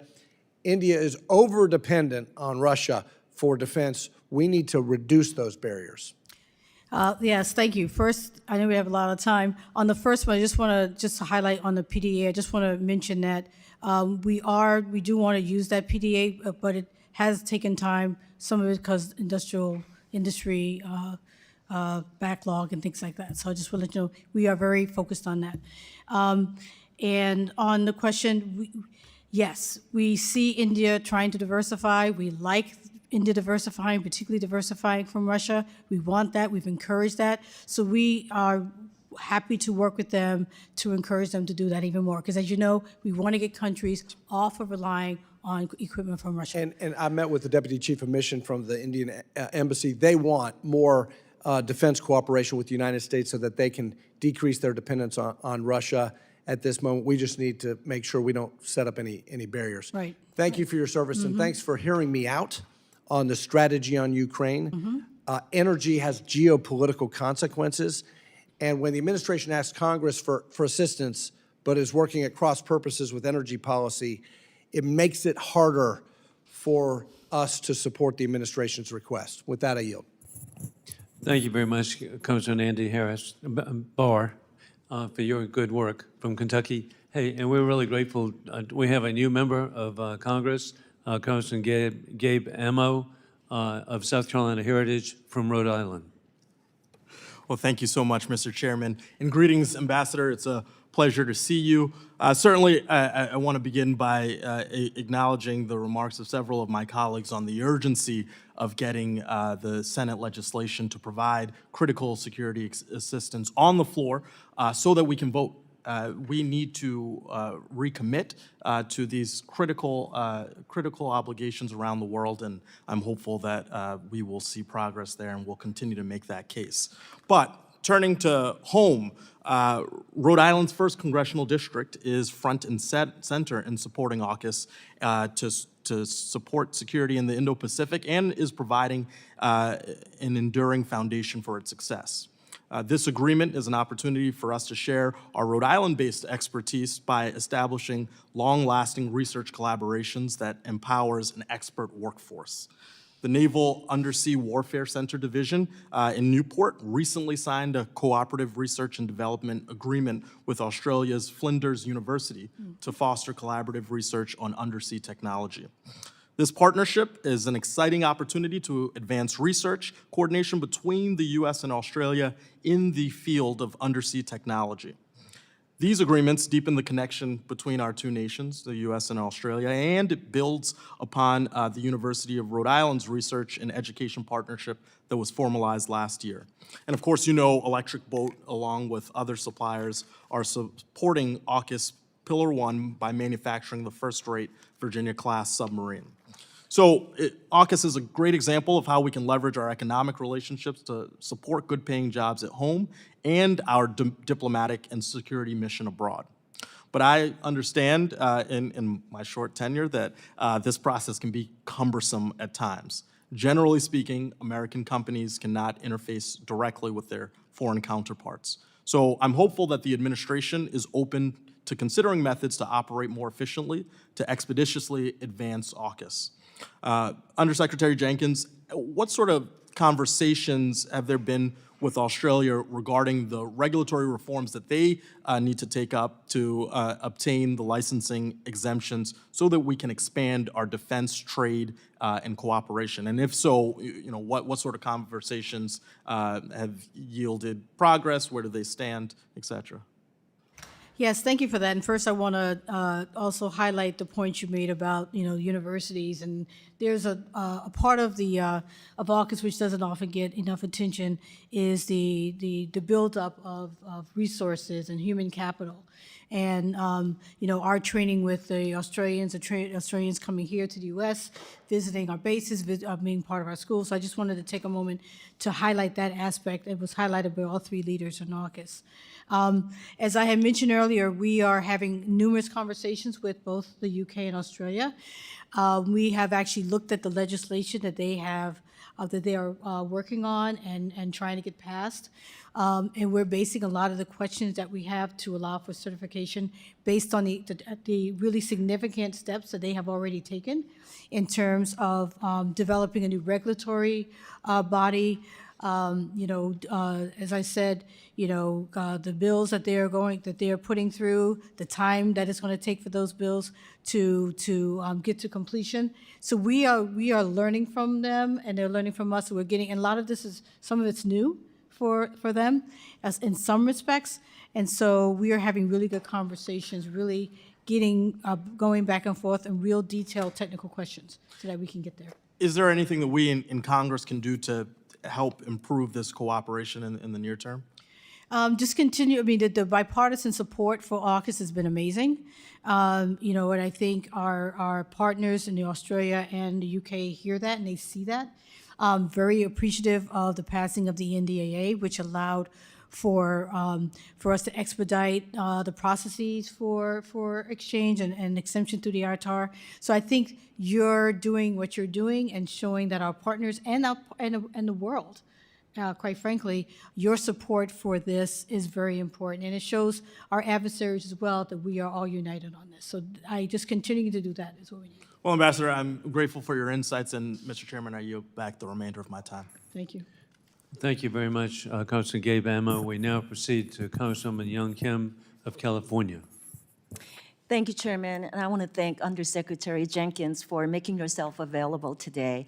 Earlier this year, as you know, I led the Keeping Our Allies Leading in Advancement, the AUKUS Act, and I am really happy that that legislation provided international trafficking and arms regulations exemptions for Australia for the purpose of AUKUS implementation. And I'm proud that we were able to help secure determinations for exemptions in the final FY24 NDAA. We also know UK and Australia, we share our common interest in securing the Indo-Pacific and promoting economic resilience, and they are also Five Eyes partners, so we can work with them on deterring CCP's aggression. As such, I know you work very closely and you are engaged regularly in dialogue with Australians on AUKUS implementation. So can you tell us, during your time as Undersecretary, has there been any evidence of Australia violating the U.S. arms export laws? I don't want to say that I know everything, but I am not aware of any. Personally, I'm not aware of any. Yeah. Since the legislation was enacted, ITAR has State Department revised, if there is any parts of ITAR, if the State Department revised to reflect the AUKUS, and what is the impact such revisions has had on Australian and U.S. companies to work together on Pillar 2? We are still in the process of talking with our industries about Pillar 2. We have yet to provide them, of course, before we can certify, we have to get their perspectives on everything. And so we have had some meetings with industry, both here, also in the UK and Australia, to start getting them aware and understanding what's happening. We take industry very, very seriously in this, so we are going to continue to do that. Thank you. And also, since I chair the Indo-Pacific Subcommittee, I'm deeply concerned with the recent developments in the North Korea and Russia relationship. And the Russians and North Koreans have entered into unprecedented ballistic missile cooperation that was exemplified by Russia firing North Korean ballistic missiles in their war against Ukraine. So what is your department doing to ensure that this cooperation ends? And is your department concerned with Russia sharing the advanced ballistic missile and cruise missile technology with North Koreans? Yes, we are very concerned. I mean, it's very concerning to have North Korea and Russia working together on almost anything, but particularly on these issues. So we are working with regional partners on this. We are working with our G7 partners. We're working in a multilateral environment in every way we can to signal our concern about this, and so that other countries can do so as well. Would you And be then we're able to also tell doing the us sanctions. if Russian technology or technical know-how contribute to any of the recent North Korean missile tests? I can't say that I'm aware of that. Has North Korea expanded its nuclear and missile programs in the past 3 years, and why have we seen an increase in missile tests? It's hard to speculate why they're doing more tests. I mean, we don't know. We don't have, unfortunately, no real access to understanding that. So we can only speculate as to why they're doing it. Let's also ask you if DPRK has ever used U.S. humanitarian or development aid to fund human rights atrocities or their missile or nuclear regime. I am not aware. To the best of your knowledge. To the best of my knowledge, I'm not aware. Okay. Yeah. Well, thank you. I want to thank you so much for everything that you're doing, and I'm really looking forward to full implementation of AUKUS. Would my colleague yield just for a quick?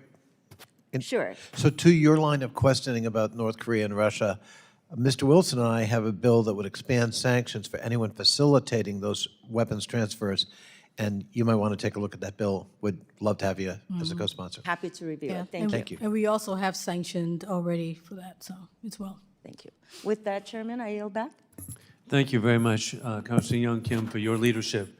We now proceed to Councilor Brad Schneider of Illinois, who next week will be serving on the Helsinki delegation to Vienna. Councilor Schneider. Thank you, Mr. Chairman, and just to correct the record, no, I just will happen to be in Vienna on vacation and will visit you.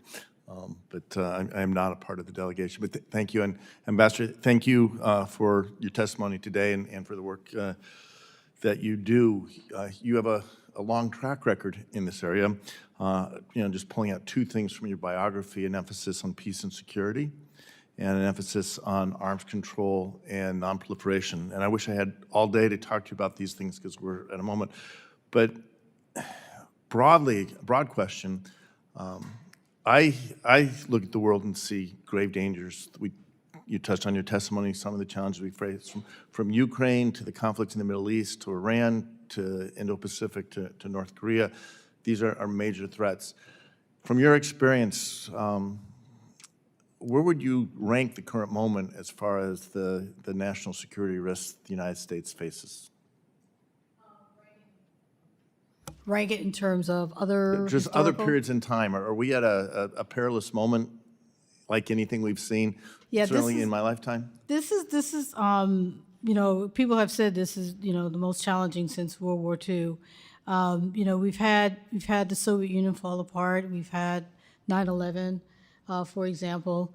And we obviously got through those periods, and I know we'll get to this one as well. But for me, is looking at all the challenges, and we're talking not just Ukraine and the challenges in the Middle East and the relationship between the DPRK and Russia and Iran, but we have new challenges coming. Emerging technologies. We don't know what's gonna happen with that. In many ways, we're trying to figure that out. So the challenges are just also different. They're different. Different and growing and expanding. And I want to ask the leading question. I mean, to me, I say this all the time. We are safer, the world is safer when the United States is leading, when we lean in and take the role that so many other countries around the world, maybe all the world, looks to us. I put 3 stars as I was reviewing your testimony last night. Standing shoulder to shoulder with our closest allies is one of the hallmarks of American diplomacy, your words, and I thought that was really important. And you go on to describe, I think, the alliances we have as a game changer. You touched just very briefly on how important our alliances are and the risk, and very specifically the one I think there's so much concern about. We're here talking about AUKUS, which is a game changer looking forward, but we have others talking about exiting NATO, which, as you noted, most perilous moment since World War II, NATO has kept us safe and the world stronger, or us stronger and the world safer since World War II. If you could touch on that. Yes, I mean, with the challenges we have today, multilateralism is key to so much of what we need to do. And we think about when Russia invaded Ukraine, we worked with a number of countries on important export controls that really deprived Russia, funding and a lot of other things that they would need for their war. And that was done, with a lot of collaboration. When we talk about North Korea, when we talk about DPRK, Russia and Iran, the ways in which we can combat is by working with countries. What can we do together in terms of sanctions? What can we do together to deter, to deny, to interdict? We can't do these by ourselves. We have to work with other countries. When we talk about NATO, NATO has been amazing in these last few years, dealing with so many issues, and we even got new countries who are part of NATO. There's so much we need to do, and we need to do it through different forums, whether it's NATO, whether it's the UN, particularly the UN First Committee, which is what I'm more familiar with, whether it's the OSCE, whether it's the OPCW that implements the CWC. All of these are multilateral forums, and we need to work this way to combat these issues. Same with emerging technologies, as we figure out how we deal with that. So these are all, we are in a time where we need to work with partners. Well, thank you. And one of the joys of being on this committee is ambassadors from around the world come to visit us and talk. And a question I'm consistently getting is, can we count on the United States to stay? Are they going to be there? Are they going to do what they promised to do? And are they going to see it to the end? And so my last question for you in the few seconds we have, when there is rhetoric talking about pulling out of NATO, or there is a debate in Congress or an unwillingness to stand by Ukraine as the heroic fighters in Ukraine are fighting for their independence, but also for what is dear to us, what is the impact of that? We have to remain a leader, and as you said, we can travel around the world and do diplomatic engagements. They're always looking for, our partners and allies look to the U.S.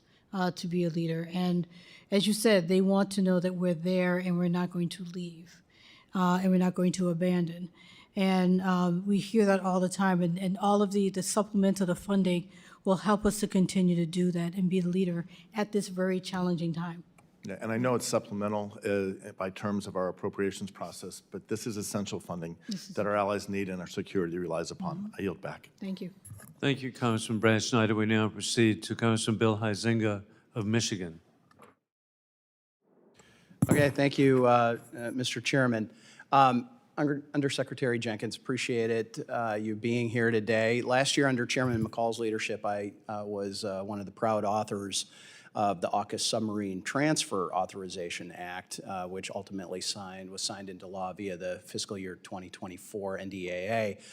This legislation authorized the sale and transfer of conventionally armed, important part as we get into it later, nuclear-powered Virginia-class submarines to Australia with conditions to ensure that national security considerations are made to protect our undersea warfare advantage.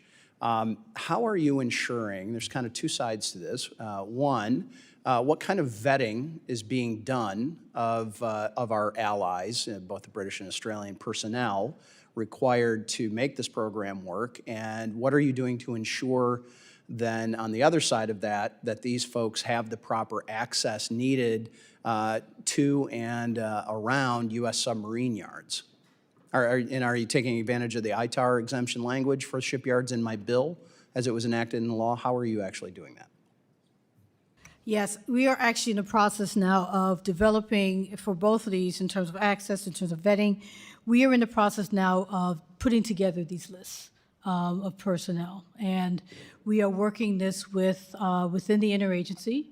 And then we want to, work with our partners as well. But we need to have a list of personnel. So that we're actually working on it now. Okay, we'd love to have an update on how that is going and whether there's issues on either the vetting side or the access side. One provision in the bill discussed at length during the markup process was the imperative that submarine production targets for the U.S. must be met to ensure that then the Australians are able to buy their submarines on time and our national security interests are accounted for. With that comes necessary signals from industry that they're able to bolster production in addition to purchases from the U.S. Navy. Do you anticipate the administration will ramp up purchasing in the fiscal year 25 budget request to allow this transfer to move forward?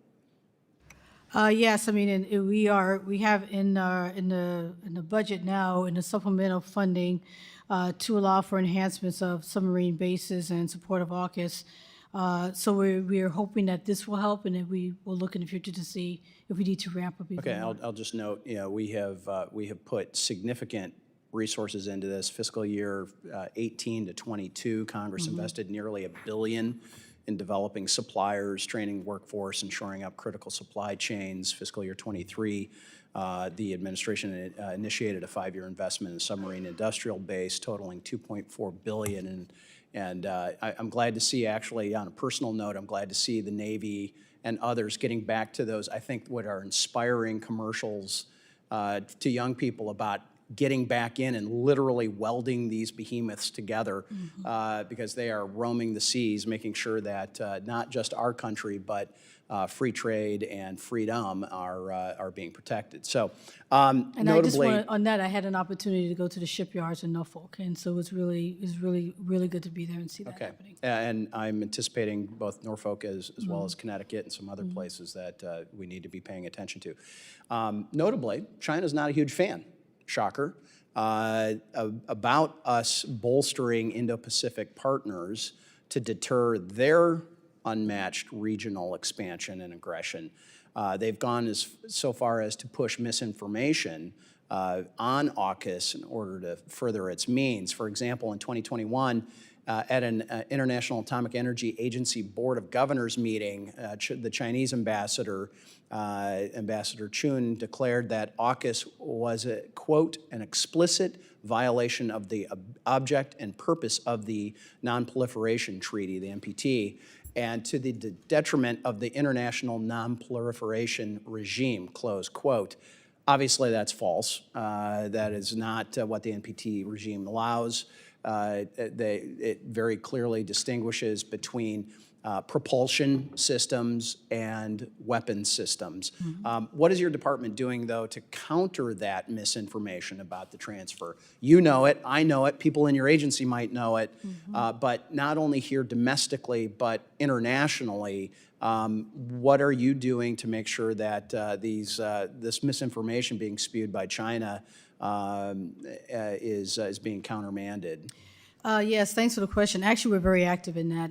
You mentioned the IAEA. Our mission in Vienna has done an excellent job of combating the China every time that they've come to the IAEA with those statements of misinformation, and they've been getting pretty successful in that. And more countries, as I said earlier, more and more countries are falling away from that and showing any signs of believing that. We mentioned this in all of our international engagements, whether it's at the Nuclear Non-Proliferation Review Conference, PrepCom, whether we do side events during meetings to educate people about what's really going on. Our colleagues in the UK and Australia are very much engaged. In fact, Australia was a leader in promoting the correct information in Southeast Asia and was very helpful in reducing a lot of the comments there. So we have actually noticed, we had a conversation about this yesterday, that the rhetoric is certainly not winning in the IAEA. It's not winning because it's falling on, people are hearing it, but they're not starting to believe it because they're seeing the IAEA, the Director General, does reports, and he talks about the conversations he's having with Australia and the transparency that we're doing. So we are combating it in all the different forms that we have. My time's long gone. Keep it up, intensify that, and let us know how we can help. I Thank yield you. back. Thank you. Thank you very much, Congressman Bill Huizenga. We now proceed to Congressman Brad Sherman of California. Thank you. I'd like to comment on some of the comments that have been made so far. Our colleague, Mr. Castro, questions whether Israel is following the rules of law, the law of war and the law of armed conflict. Without objection, I'd like to put in the record 2 articles by John Spencer, the chair of the Modern War Institute at West Point's Urban Warfare Studies program. He concludes that Israel has done the best job in history of complying with those with the laws of war. Without objection, should be happily included. Thank you. The big foreign policy issue that we face is the Senate bill. So in a way, my question is for my Republican colleagues rather than for the, I know where you stand on the Senate bill. And this is just a rhetorical question, but will Republicans be willing to sign a discharge petition so we can get a vote on the Senate bill? Or so that we can at least demonstrate to the Speaker that he should bring a version of that bill to the floor of the House, perhaps with the border provisions, perhaps without the border provisions. But if we cannot aid Ukraine and Israel and Taiwan at this critical time, then we are no longer a world power. The chair, I believe, has commented about our industrial base, and I've been very disappointed in our industrial base. Ukraine is carrying on a small war compared to one that America would carry out. We have fought wars against Iraq and Afghanistan, but we maintain a military capable of fighting Russia and China simultaneously. How many artillery shells is that compared to what we can actually produce? How long before we'd run out of ordnance if we fought the war for which we built our military? And I'll address our witness for just a second. You have tough decisions to make. Allow an export, not allow an export. And it's not, and I just want you to point out that the worst possible answer you could give is wait, because that means they go somewhere else, perhaps with a contract that would have been good for you to approve. And that second, saying no may protect our national security. You don't want to export what we shouldn't export. But it may also hurt our national security because that's less money going into the American industrial base and more money going into the industrial base of Russia, China, France, or wherever. So my question will focus on Taiwan. Taiwan's chief representative in Australia said that Taiwan is open to deeper collaboration with the U.S., UK, and Australia under the AUKUS framework, and in particular joining Pillar 2. This would address key issues for Taiwan, such as cyber capacities, information sharing, given the existential threats to Taiwan. Do you see potential collaboration of Taiwan in the AUKUS framework? Thank you for the question. Just very briefly, I want to remark on NSM 20. One thing I did make clear is that this is based on things that we were already expecting countries to do in terms of laws of war and in terms of humanitarian. So I just want to. And I might add, people say that there should be conditions on our aid to Israel. Yeah. We already have them. Yeah. We have statutes that require everyone that receives our arms to comply with the law of armed conflict. I'll turn it back to our witness. And on AUKUS, yes, on Pillar 2, we've already made it clear that that's, unlike Pillar 1, Pillar 2 is one where we will be looking for partners. We are in the process now internally looking at what we're going to, what the criteria is going to be, which areas of immersion technology they may be involved in. So these are things that we are looking at right now to see which countries will be a part of it, which ones we want to invite. But yes, we will be asking more countries to join us on that. And our hearing here is on AUKUS. There's $8 billion in this Senate bill for Taiwan. If we fail to provide that money, does that degrade our national security in the South Pacific? What it does is we have been very clear about our support for Taiwan. We're very happy that we have this, we've gotten what we've been able to do with funding. We want to get more funding. And it's a signal. It certainly will be a signal that we're not as committed as we have said we are. So it's very important that we get the supplemental. Thank you very much, Congressman Brad Sherman. Now proceed to Congressman Brian Mast of Florida. Thank you, Chairman. Ma'am, up here. Per your opening comments, you're here representing the idea that you support a Palestinian state, correct? We support a two-state solution. Okay. Have you looked at that objectively? What do you mean, have you looked at it objectively? Have you analyzed that objectively? This is something that we do support, yeah. That's not an answer. Have you analyzed a second Palestinian state objectively? Have you analyzed it objectively? I'm not sure exactly what you're asking. Have don't know I what it personally means to- analyzed it? You don't know what it means to objectively analyze something? Know what it means objectively. Okay, so have you done that? No, I have not. If I understand your question. You might not be, because I can't believe that you would answer it in that way. Let me just start over. You're here representing support for a Palestinian Yes, state, correct? Yes, yes. Have you analyzed that support objectively? Yes. But you just said no. So I'm trying to understand what you're saying. Okay. I thought I made it pretty simple, but you said no. But I'll grant you that now you said yes, you have looked at it objectively. So, having looked at it objectively, which I would assume somebody in your position does, who would you assess would lead that Palestinian state? Pick a group. You can name a group, but I'm saying Hamas, Palestinian Authority, Palestinian Islamic Jihad, Fatah, some other group. Who would lead it? I think that has to be something that's considered. I don't think I'm in a position to say Who that did right you now. objectively assess would lead it in determining you have support for a Palestinian state? I don't think that I can answer that question. I think this is part of a larger discussion. But you objectively assessed that you support a Palestinian I do state. support a In objectively assessing that, who do you assess would lead that state? What group that does not receive military support from, say, Iran, do you assess would lead that state? I understand your question, but I think I would have to have a little. I don't feel comfortable saying that without. Have you having not more assessed understanding. what group Yes. would lead it?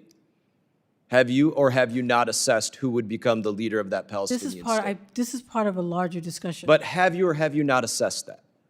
I have. This is a part of a larger discussion. I Yes. don't think I can't answer that question. You can't I'm answer sorry. whether you have or have not assessed who would lead the state? I cannot answer a question about me, particularly what I think, what it should be. I mean, I think that's part You of a came larger. here and said there should be a Palestinian state.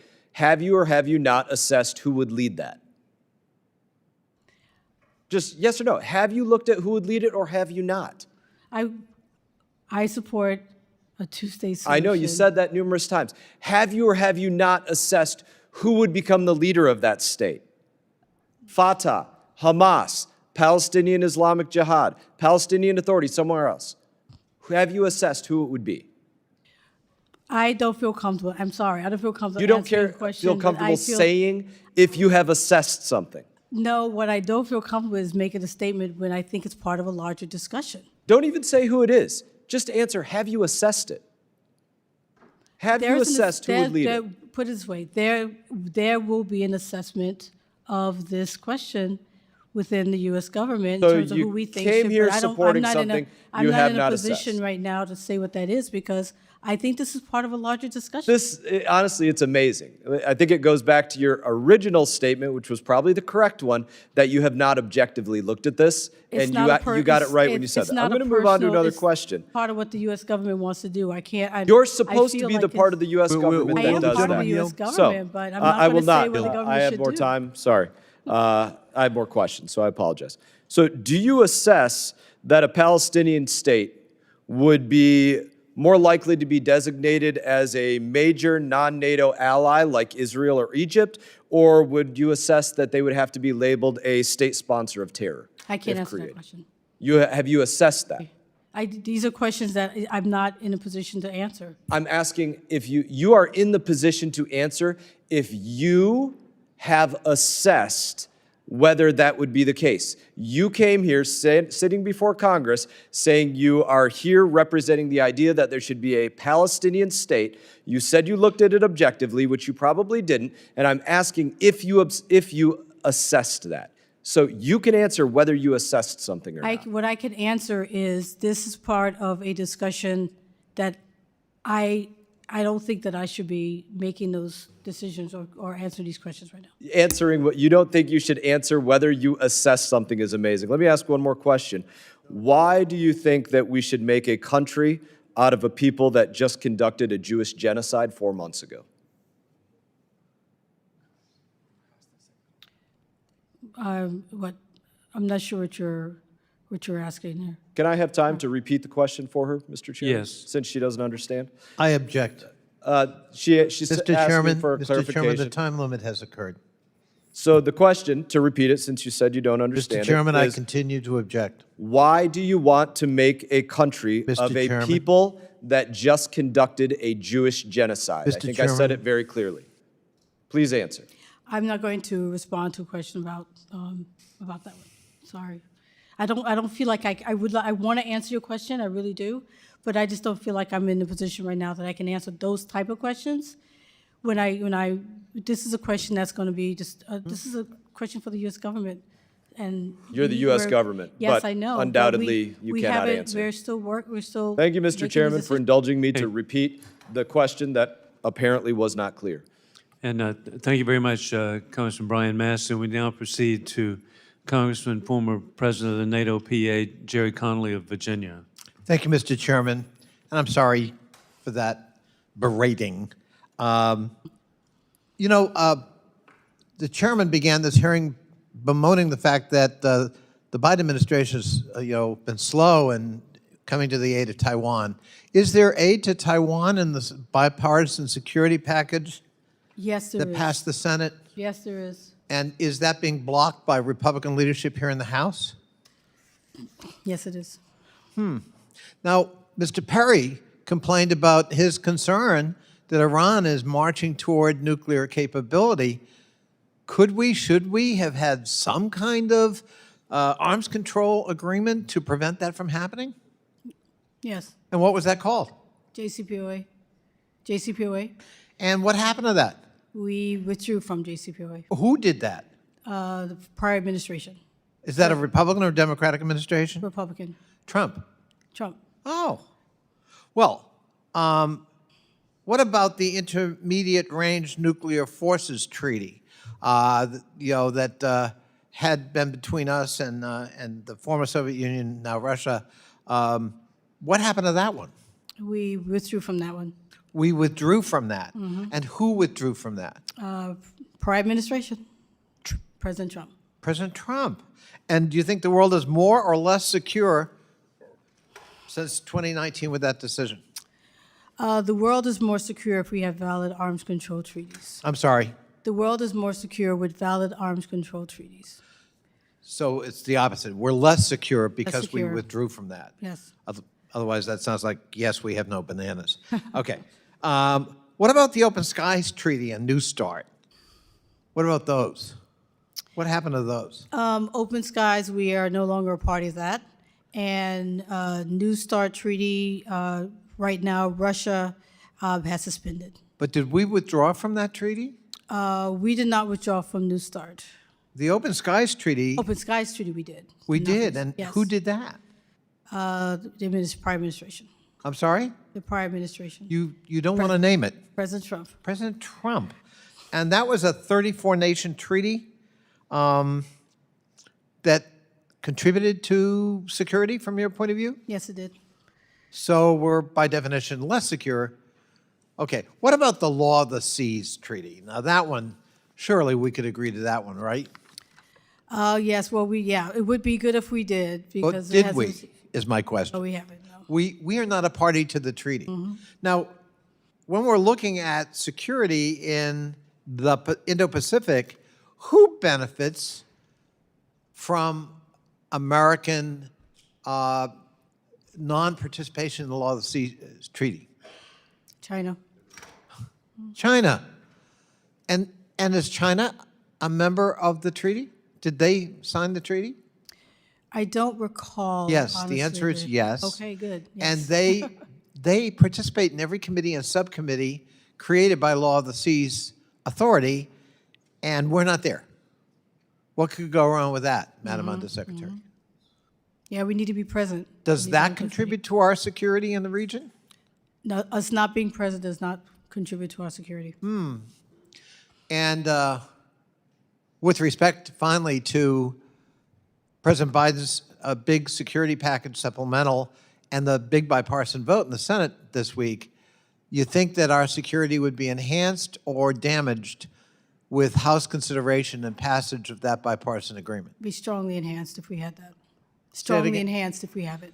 And do you think we're diminished if we don't act on it? We are diminished if we don't. In terms of, for example, NATO alliance, credibility, reliability? Yes, I mean Ukraine. I mean, there's so many things in this supplemental that really strengthens our security and being able to provide and be a leader in these issues. Well, that's interesting that we're having a hearing on security. And it's fascinating to actually delve into various treaties and agreements, all of which have been damaged by the previous administration. Thank you very much. I yield back. Thank you. Thank you, Congressman Connolly. Now we proceed to Congressman Tom Keene of New Jersey. Thank you, Mr. Chairman.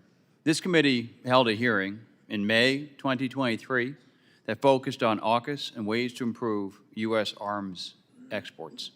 Since that hearing, we successfully negotiated language in the FY24 National Defense Authorization Act to a clear pathway forward to realize the potential of AUKUS, which the President then signed into law. Under Secretary Jenkins, thank you for being with us here today, and look forward to your answers to my questions. The UK has worked closely with the U.S. in some of the most sensitive military technologies, including naval nuclear propulsion, with the British through our Mutual Defense Agreement and the Polaris Sales Agreement. We have fought side by side with them in every major conflict in the 20th and 21st centuries. Recently, we worked with the Australians to combat threats posed by Chinese recruiters to ex-military pilots and have altered their laws with the National Security Act of 2023 to reflect that threat. This is precisely the type of cooperation that we would expect from our closest allies. Allies as close as this deserve an ITAR exemption. Undersecretary Jenkins, do you agree with that statement? Yes, I do. Can you provide examples of recent ITAR violations that preclude giving the ITAR exemption to the British? I do not know of any. Neither do I. Can you commit that you will provide the British with a whole nation ITAR exemption that will work and not fail as the defense trade control treaties? Yes, and we are working to make that happen. Okay. Thank you. This is on a different area. Russia's Rosatom has long been a Kremlin tool to influence and coerce around the world and evade Western sanctions. Do you agree with this? Sorry, I missed the first part of you. Could you say that again? Russia's Rosatom has long been a Kremlin tool to influence and coerce around the world and to evade Western sanctions. Do you agree with this sentiment? Yes. Okay. What is the department doing to meaningfully develop alternative supply chains in the U.S. and allied countries that are not dependent on Rosatom for nuclear fuel? Yes, we are very interested in making sure that we can help countries move away from relying on Russia and Rosatom.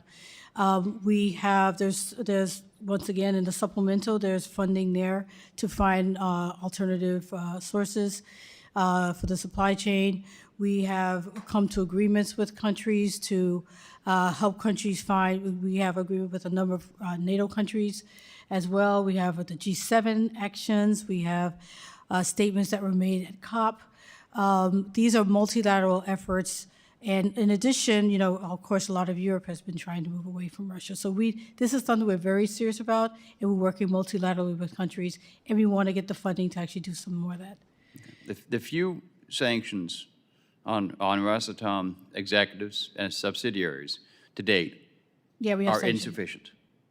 The UK, as one example, has sanctioned more of Rosatom executives.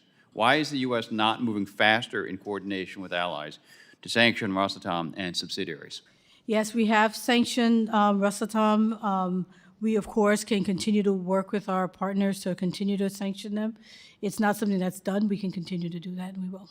Well, I think it needs to be deeper and more truly impactful to people who are benefiting from Rosatom relationships. Which European countries work most closely with Rosatom right now?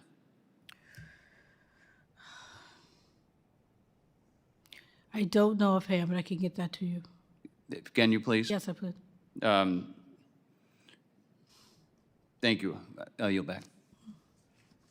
Thanks. With that, the gentleman yields, and with that, the Honorable Mr. Costa from California is recognized for 5 minutes. Thank you very much, Mr. Chairman, and thank you, Madam Secretary. Obviously, the topic this morning is to try to focus on American security and with our allies and AUKUS in particular, but as you've observed, I think this committee's interested in a wide range of security issues affecting our country and our alliances. Could you give me a brief update on where you think AUKUS stands in terms of our matrix and our goals to deal with that modernization and any clear challenges? Because I want to segue as well to some of our other security issues. Yes, I mean, just there's a couple things. I mentioned earlier some of the work that we're already doing with the UK and Australia so that we can certify them. You say we're on schedule? Yeah, we are actually ahead of Timelines are ahead of schedule? Yeah, we are working hard to do the timelines, and we're actually way before the normal time frame for something like this, which is usually 6 to 12 months. Okay, part of our other modernization in terms of strengthening our alliances is the effort that the administration has done with regards to the discussions that is really, I think, somewhat historical between South Korea and Japan. I don't know if you've been engaged in that particular area, but where do you think the progress is there? With Japan modernizing their constitution and getting more focused, I think this is very important. Mm-hmm.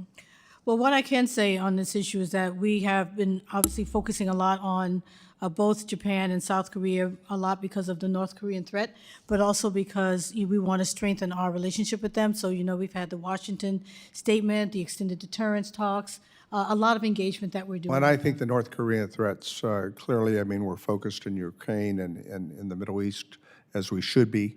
But I think that and now with the situation with China and Taiwan, that we don't want to lose sight of the challenges we're facing there. Right. I totally agree with you. And, the whole strategy, whether we're talking about Taiwan, whether we're talking about more engagements with Indo-Pacific overall, our work we're doing with the Philippines, and then there's, as I said, the Washington statement that we have with the Republic of Korea, all the extended deterrent talks that we've had, the visit of the submarine to Korea to show strength. There's a lot that we're doing in that region, in addition to what we're doing in Ukraine. Right. Which brings me to the question, and you noted it and others have mentioned it, and by the way, I want to associate myself with the comments with Representative Conley. I think our, in the previous Trump administration backing away with various agreements that we had has weakened our security, not strengthened our security. Mm-hmm. And to ignore that, I think, is really not to understand the big picture in terms of whether we're dealing with security in Asia, Southeast Asia, with our allies, or whether we're dealing with it in the Middle East or Europe. So that brings me to my frustration. The funding that's in the supplemental not only provides our support in terms of Ukraine, when Ukraine has really done an incredible job given their resources, regaining over half the land that Russia took. This unprovoked attack by a war criminal named Putin. And anyone who associates with Putin or takes his side simply, I think, as the President said, is ignoring our democratic responsibilities as the leader of the free world. Mm-hmm. But the funding doesn't just stop there. It provides assistance for Israel, one of our most valuable allies, and humanitarian assistance. And frankly, that humanitarian assistance, as the world is watching, is critical, don't you believe? Yes, certainly is. And the humanitarian assistance goes beyond to 120,000 Armenians that have lost their native homeland in Nagorno-Karabakh, who are now faced with Azerbaijan, and they just attacked and killed 5 soldiers in Armenia yesterday. And just ignoring the world's watching and our responsibilities there. And by the way, doesn't the supplemental provide $30 billion to replenish America's own defense capability? Yes, and I just want to make sure before the time runs out that to highlight what I don't think has been said enough is about the humanitarian side. And the funding does go to these issues that we talked about, Taiwan and Ukraine and Israel, and obviously things related to AUKUS, but we are looking and the for world's funding. watching. The European Union has just in the last week provided 52 billion euro. Right. And we're sitting here as abdicating our own responsibilities. And undermining our own very security. Our own very security is being undermined because of our inability to come together on what seems to me common sense. And certainly the border security is an issue. We had an opportunity to resolve the border security, but I guess we found out that the border security by some of our folks is no longer important, and we can wait to the end of the year. My time's expired, but I think that, frankly, we got to come together here, and we got to come together soon. Our security depends on it. Thank you very much. Thank you. With that, the gentleman yields, and now I recognize myself for 5 minutes. You cited in a discussion with Mr. Conley just recently that we are now less safe by withdrawing from certain treaties that we had. Specifically, Russia has a clear history of violations of the INF, Open Skies, and New START. The question I have for you, do these arms agreements benefit us if one side is not complying to the agreement and the other side is? How does that benefit us and make us safer or less safe? Well, I think you have to understand that arms control treaties benefit the global community and it benefits us. For example, let's talk about New START. New START is still very much in our national security interests. Currently, while the Russians have suspended the treaty, they still remain within the numerical limits of the treaty. And we have done lawful countermeasures as a result of the suspension. But it's still within our national security interests. We don't want a situation where there's no treaty, which means Russia can still start developing even more weapons.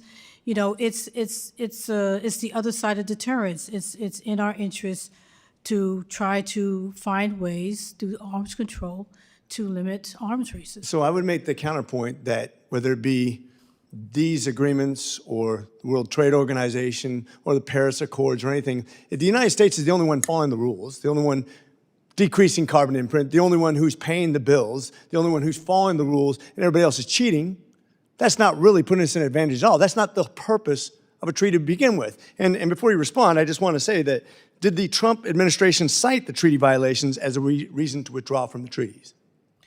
Oh, there were conversations, yes, about that. Of course they before we did. withdrew, Okay, yeah. thank you.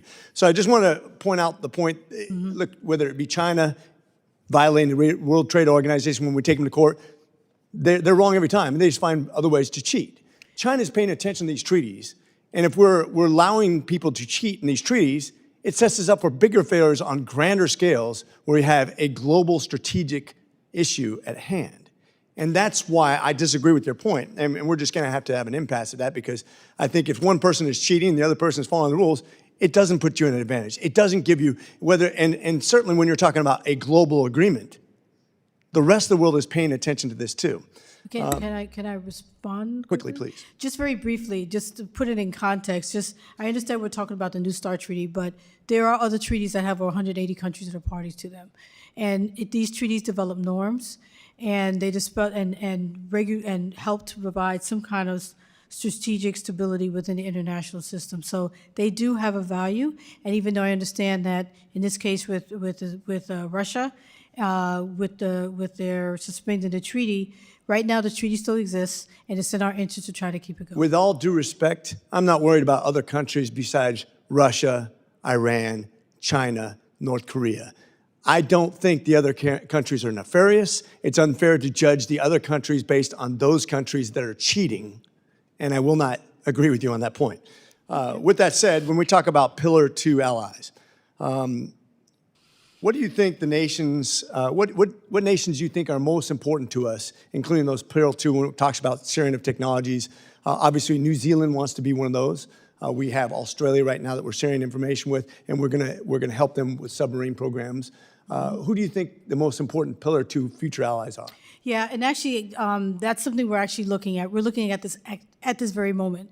As we're speaking, we're looking at which countries will be the ones that we think will be most beneficial both ways. what are they? To bring it, I can't say because we haven't made that decision yet. Okay. So, but we'll. I hope we're we'll be- considering New Zealand. I hope we're considering India, for that matter. When it comes to submarine production and technologies that we're sharing, one of the problems we have a limited number of ports that can build these enormous ships and submarines.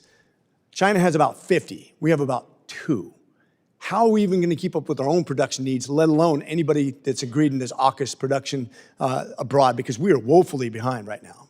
Well, What's I your know- strategic plan? Right. Well, I noticed that the supplemental has some funding to do that, and this is something that we'll just have to keep doing. I mean, we'll have to keep finding ways. With that all we due can keep respect, up. once again, 2027 is what China said is our drop-dead time to take over Taiwan. We don't have time. We shouldn't have vague, opaque ideas of what we're going to do. We have to have a plan to move forward now. The time is now. We're running out of time to protect 2 of the most strategically important things to our future, which is AI and a sea lane that controls 70% of the world's wealth.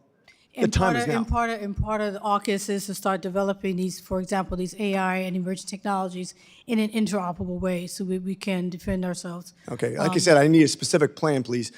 Final point, if I may take a little liberty with myself since I'm in the chair right now. One of the things that just recently happened, we gave Israel 700 rifles that were promised them from Daniel Defense. The other 4,500 were approved by Congress, but then have been held up by the Biden administration to be given to Israel as part of their defense.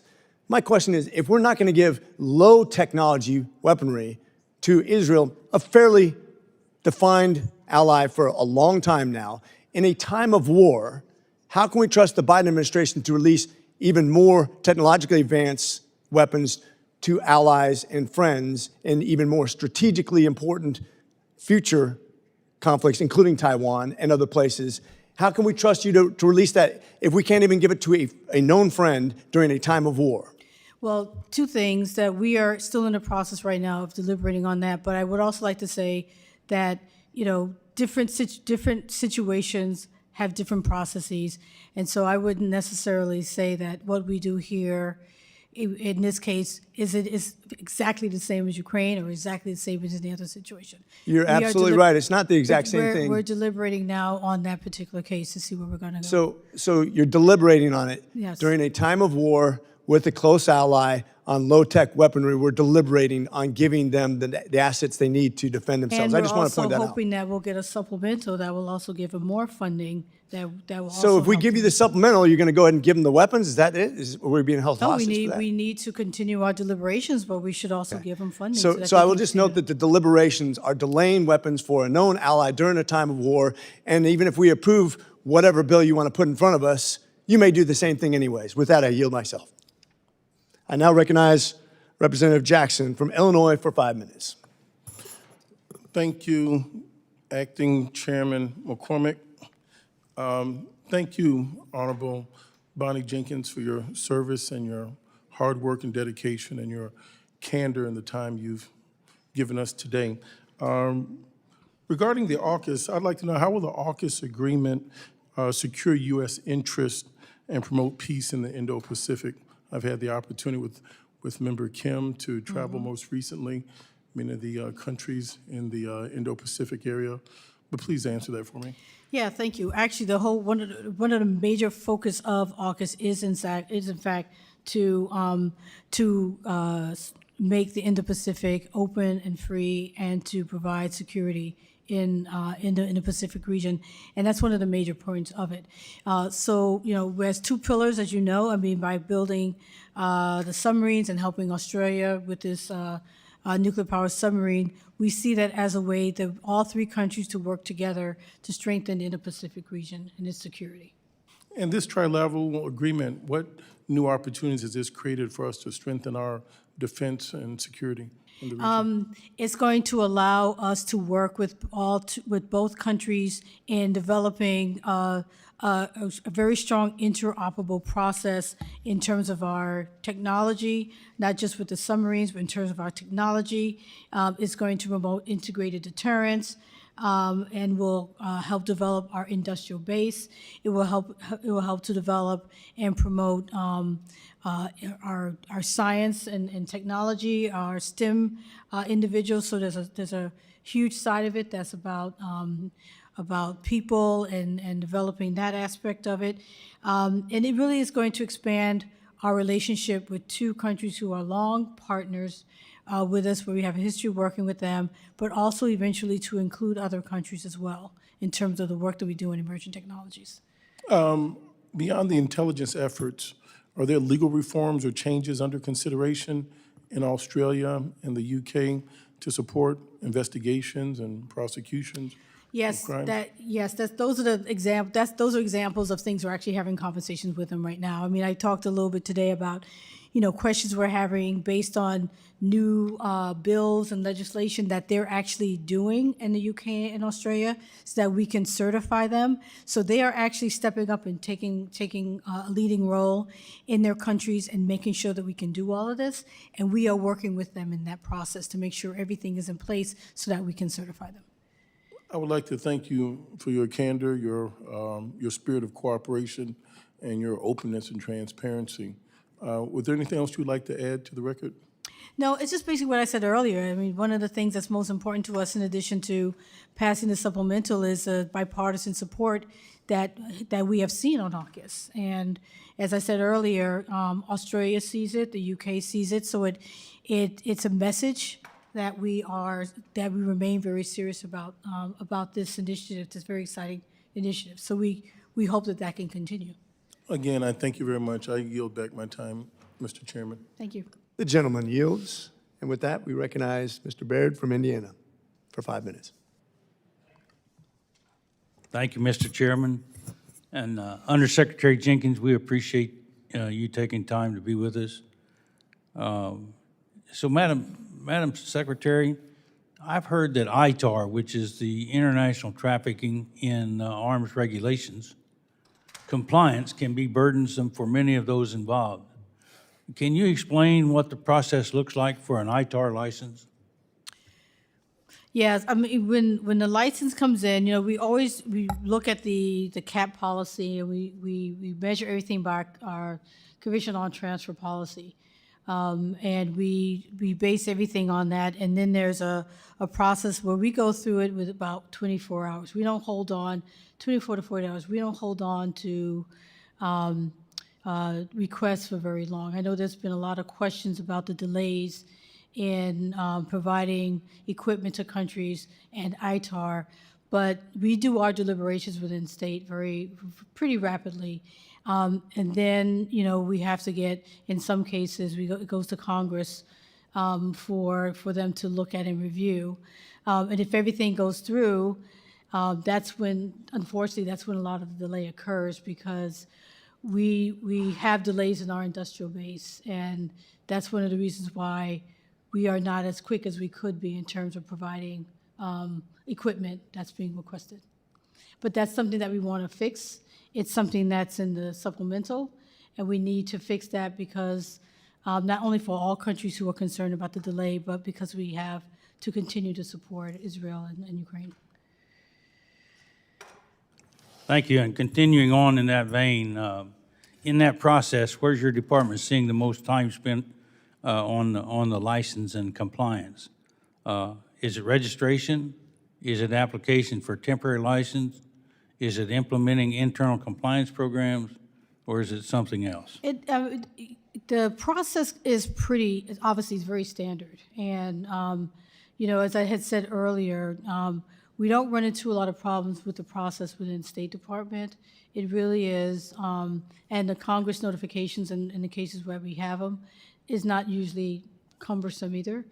The outcry is really after that. That's where the real issue is. So my last question then deals with Does the administration and your department believe that an exemption to either the UK or Australia, is that a threat to our national security? It's not a threat to our national security, and that's why we are making sure that we have everything in place. As a first, I want to say these are two countries who have been partners for very many years. We've worked together on so many things. So we're building on existing relationships, and we have a lot of experience in some of these issues. So we are fine-tuning everything and getting the legislation that needs to be passed in Australia and the UK, so that we can actually certify and ensure that our information is protected.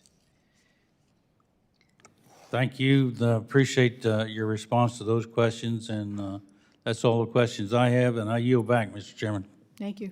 The gentleman yields, and with that, we recognize the gentleman from Ohio, Mr. Davidson, for 5 minutes. Thank the chairman.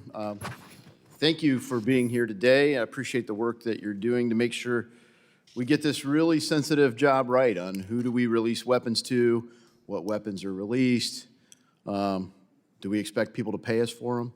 We used to sell these things, and we've had an unfortunate circumstance of giving them away in lots of cases, and occasionally to people that probably shouldn't have gotten them. One of the things that we've debated recently is what kind of oversight should Congress have with that? And of course, we get some level of notification on this. And I just wonder, in your experience doing the role, do the notification requirements to Congress really affect the front end of whether you transfer weapons or sell the weapons? Yes, it does, and we very much value the notification period, very much value the opportunity for Congress to weigh in. What I would also say is, not only is there the notification period, but I know my political military affairs experts and colleagues are very often up here on the Hill briefing staffers. I think they come up every other week to do briefings about what's happening. So it's an opportunity for us to hear from you, not just with the notifications of between. So I think the notifications are really important. We don't always have to give approval, but we at least have awareness of what's going on. But I think one of the things I've found common ground with a lot of my colleagues across the aisle is the idea of structuring. So when you structure payments in the financial services world, you can run into legal problems if you say make lots of cash deposits just under $10,000, because then it's treated as, no, you deposited $25,000. We see what you did there. But when it comes to arms transactions, we have reporting thresholds that some people want to raise. Some want to raise a lot, some want to raise a little. But can you have an endless series of transactions that come in just below the threshold? And this isn't for approval, this is just for notification. Where do you land on this discussion? Well, I would just say that at State Department, we are, at this point, we're leaving out the industrial base process. We're pretty satisfied with our engagement, but we think, as I said, we have a pretty well-worn machine, particularly after recently with Ukraine and Israel, where we've really had to sharpen up and really get fast at these things, and it works very well. But, and we, as I said, we are always on the Hill and, letting you know what's going on and having an opportunity to talk. But having said that, we are always open to having conversations about the process. Thank you for that. Just so you know, we are working on how to properly address structuring. We want the right people to get the weapons, our allies in particular, and the legislation we recently considered certainly treats NATO differently than non-NATO members, and so close allies probably qualify for a different program than others. One of the concerns we've had, and I think everyone shares a concern about the Iranian approach in the Middle East. They are the destabilizing force in the Middle East, and clearly Republicans have looked at Iran differently, but there have been recent claims by senior Iranian leaders that the country now possesses all the components and nuclear fuel required to produce atomic weapons. These claims appear to have increased since the 10/7 attacks by Hamas, which is armed and financed by the regime in Iran. And the International Atomic Energy Agency has been in a standoff with Tehran over its refusal to allow inspectors to visit multiple sites inside Iran, where they believe that there are undeclared nuclear materials and equipment. In addition, in late December, IAEA warned that Iran had tripled its monthly production of weapons-grade uranium. So, as I'm sure you know, the Biden administration recently did a sanctions waiver that did allow Iran to access $10 billion in revenue generated from Iraqi electricity sales that were previously held in escrow. Do you think that the money could help Iran? That money is not going to Iran. That's being used for humanitarian purposes. It's not going to Iran. Humanitarian purposes to Hamas, then? No, no, it's not going to those purposes at all. So, but in a way, how does money's fungible? So, I can tell you, if you give my company, I'm back in the private sector now. Let's say I'm not in Congress anymore, and I go back to running my company, and you give me $10 billion. I promise I won't use any of it on executive compensation. Do you think it would help my company? Well, what I would say on that is, I would like to offer an opportunity to brief you more on that because I would love to, but of course it would. Everyone knows yes, it would. but I yield. think I do want to give you an opportunity to have more information on that. But With we're that, not- the gentleman we're not getting- yields. Yeah. And with that, I recognize the gentleman from Connecticut, Mr. Courtney.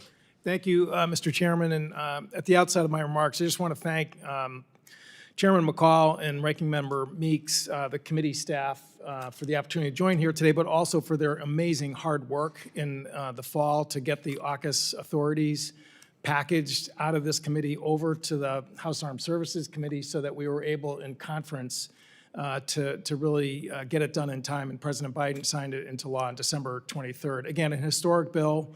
The foreign military sales aspect for the sale of nuclear-powered submarines, which has never happened before, was included in it, and also the ITAR reforms, which, again, there's been good colloquy here today about that as well. One other aspect, which hasn't been mentioned, is that the government of Australia, as part of the Optimal Pathway Plan, which was released in March of 2023, agreed to invest $3 billion into the U.S. submarine industrial base. That has never happened before, and I can say that because that's why we had to pass a law to set up a system where, again, another country, in this case, obviously a great ally, would be able to follow through on that commitment. And I mention that because, as you have said, Madam Secretary, is just, on Tuesday night, the Senate passed a national security package. Again, Israel, Ukraine, obviously the biggest focus of all. But one other aspect was $3.3 billion into the submarine industrial base of the United States, which is to expand capacity so that we can actually meet our own Navy needs, as well as also making sure that we can be ready to sell that first sub by 2032. And, again, the ink is barely dry on the AUKUS legislation that we just passed, but obviously we have more work to do. And I will just tell my friends here, as someone who co-chairs the Friends of Australia caucus in the AUKUS working group, this investment that's in the supplemental is something that is being watched like a hawk in terms of whether or not we're really serious about following through on what I think is one of the smartest moves we've made in terms of a deteriorating security environment in the Indo-Pacific. And again, I wonder if you could just talk about that. This is really a linchpin to making sure that AUKUS succeeds. Yes, thank you for that.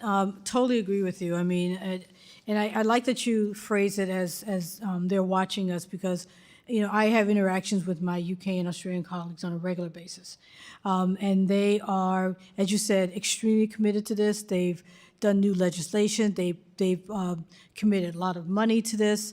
They have, gone through their processes to, start sending, people over here to learn about our processes in terms of our bases. So they are all in. They are all in, and we are all in.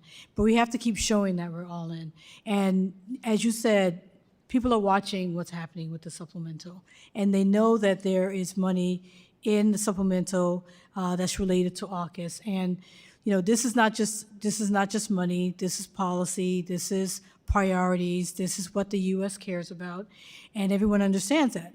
So we need to pass the supplemental because of all the things in here, including AUKUS, that shows the U.S. wants to continue to be a leader. And among those who are watching is China, because they again will pounce on the failure to follow through on this as an example of that it's really never going to happen, or it's all talk.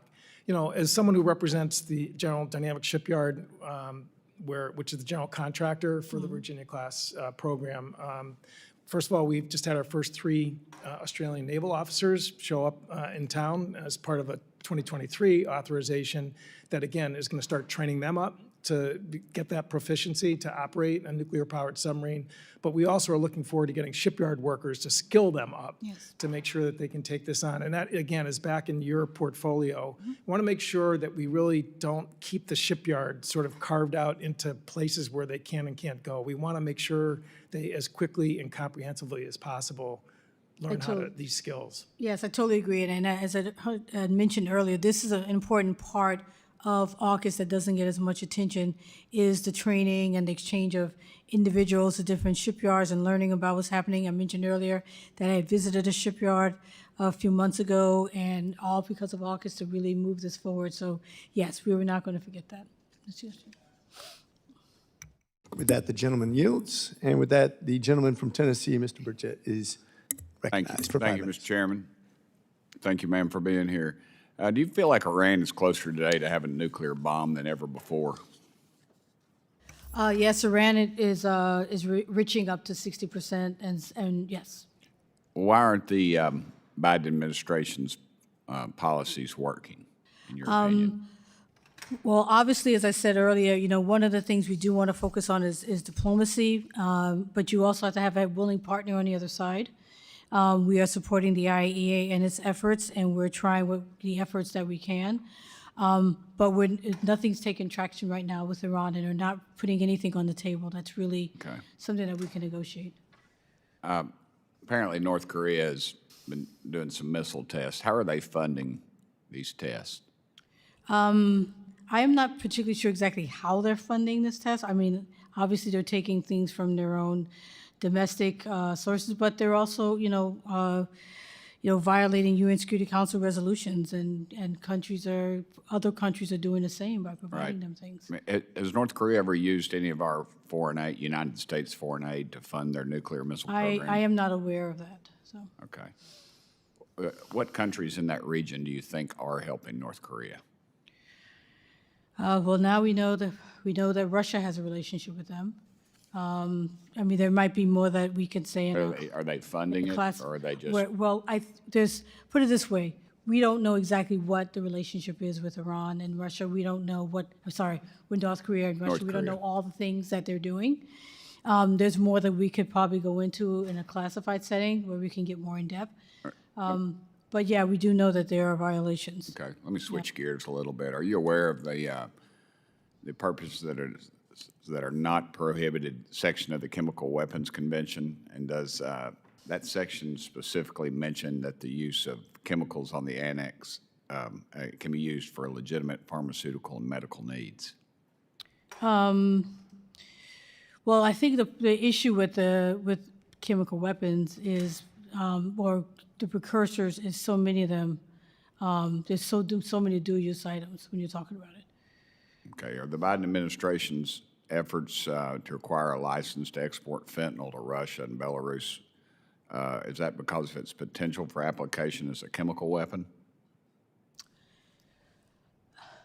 Sorry, are you saying, can you repeat that again? Yes, ma'am.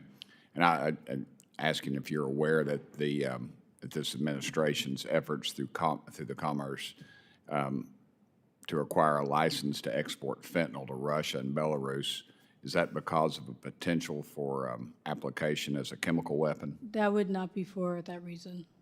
It would not? My understanding is. Okay. Yeah. Okay, given the purposes of not prohibited sections of the treaty and this administration's actions, why do you think that a chemical that Russia used in 2002 to kill over 100 civilians and the state attorney generals and bipartisan members endorse calling it a chemical weapon?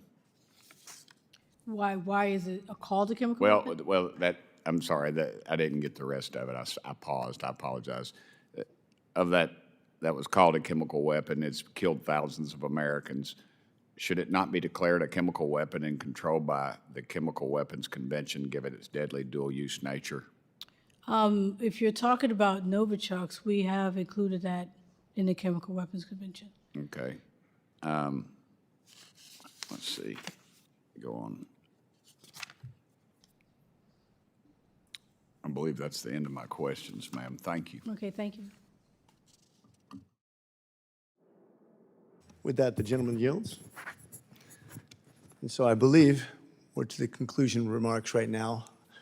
First of all, thank you, Ms. Undersecretary, for your time. I know this has been a long day for you, so we will allow you to escape at this point. I just want to kind of conclude as chair today, or acting chair, that I hope we're not naive or idealistic in the way we approach these challenges, especially when it comes to our friends and our allies. I think we need to make sure we don't compromise when it comes to our mission accomplishment, which is getting the technologies and weaponry to our allies to defend themselves, to accomplish what we know is essential to our world strategy when we ally with our friends. The concern I have is truly, are we doing things to hamper that? And I think in my case, and in many cases, what we talk about, what allies we choose, what agreements we make, that we're not believing that bad actors are going to follow that naively, and that we don't enter these agreements thinking that those people, just because they misbehave, that everybody else is going to behave after looking at that happening. And I hope that the Biden administration takes very seriously the fact that we need to deliver on time. And right now, I'm not seeing a really good plan for delivering those technologies and those weapons that we have promised our allies and friends. And I hope we do a better job of stepping up to that challenge, and especially in the regulatory and decision-making. All we have to do is snap a finger and it happens. We should never hold those decisions up. With that said, I think maybe the one thing that always comes to mind, I'll quote Admiral Mullins from over a decade ago, when we talk about the greatest threat to national security is our national debt. And that's something we have to take very seriously too, no matter what we're talking about, whether it be defense, technologies, or anything else like that. If it overcomes us, we will not have enough money to help anybody anywhere, including ourselves. I thank you once again for your valuable testimony, and their members for the members of the committee may have some additional questions for the Undersecretary, and we will ask you to respond to those in writing. Pursuant to the committee rules, all members may have 5 days to submit statements, questions, and extraneous materials for the record, subject to the length limitations. Without objection, the committee stands adjourned. Thank you.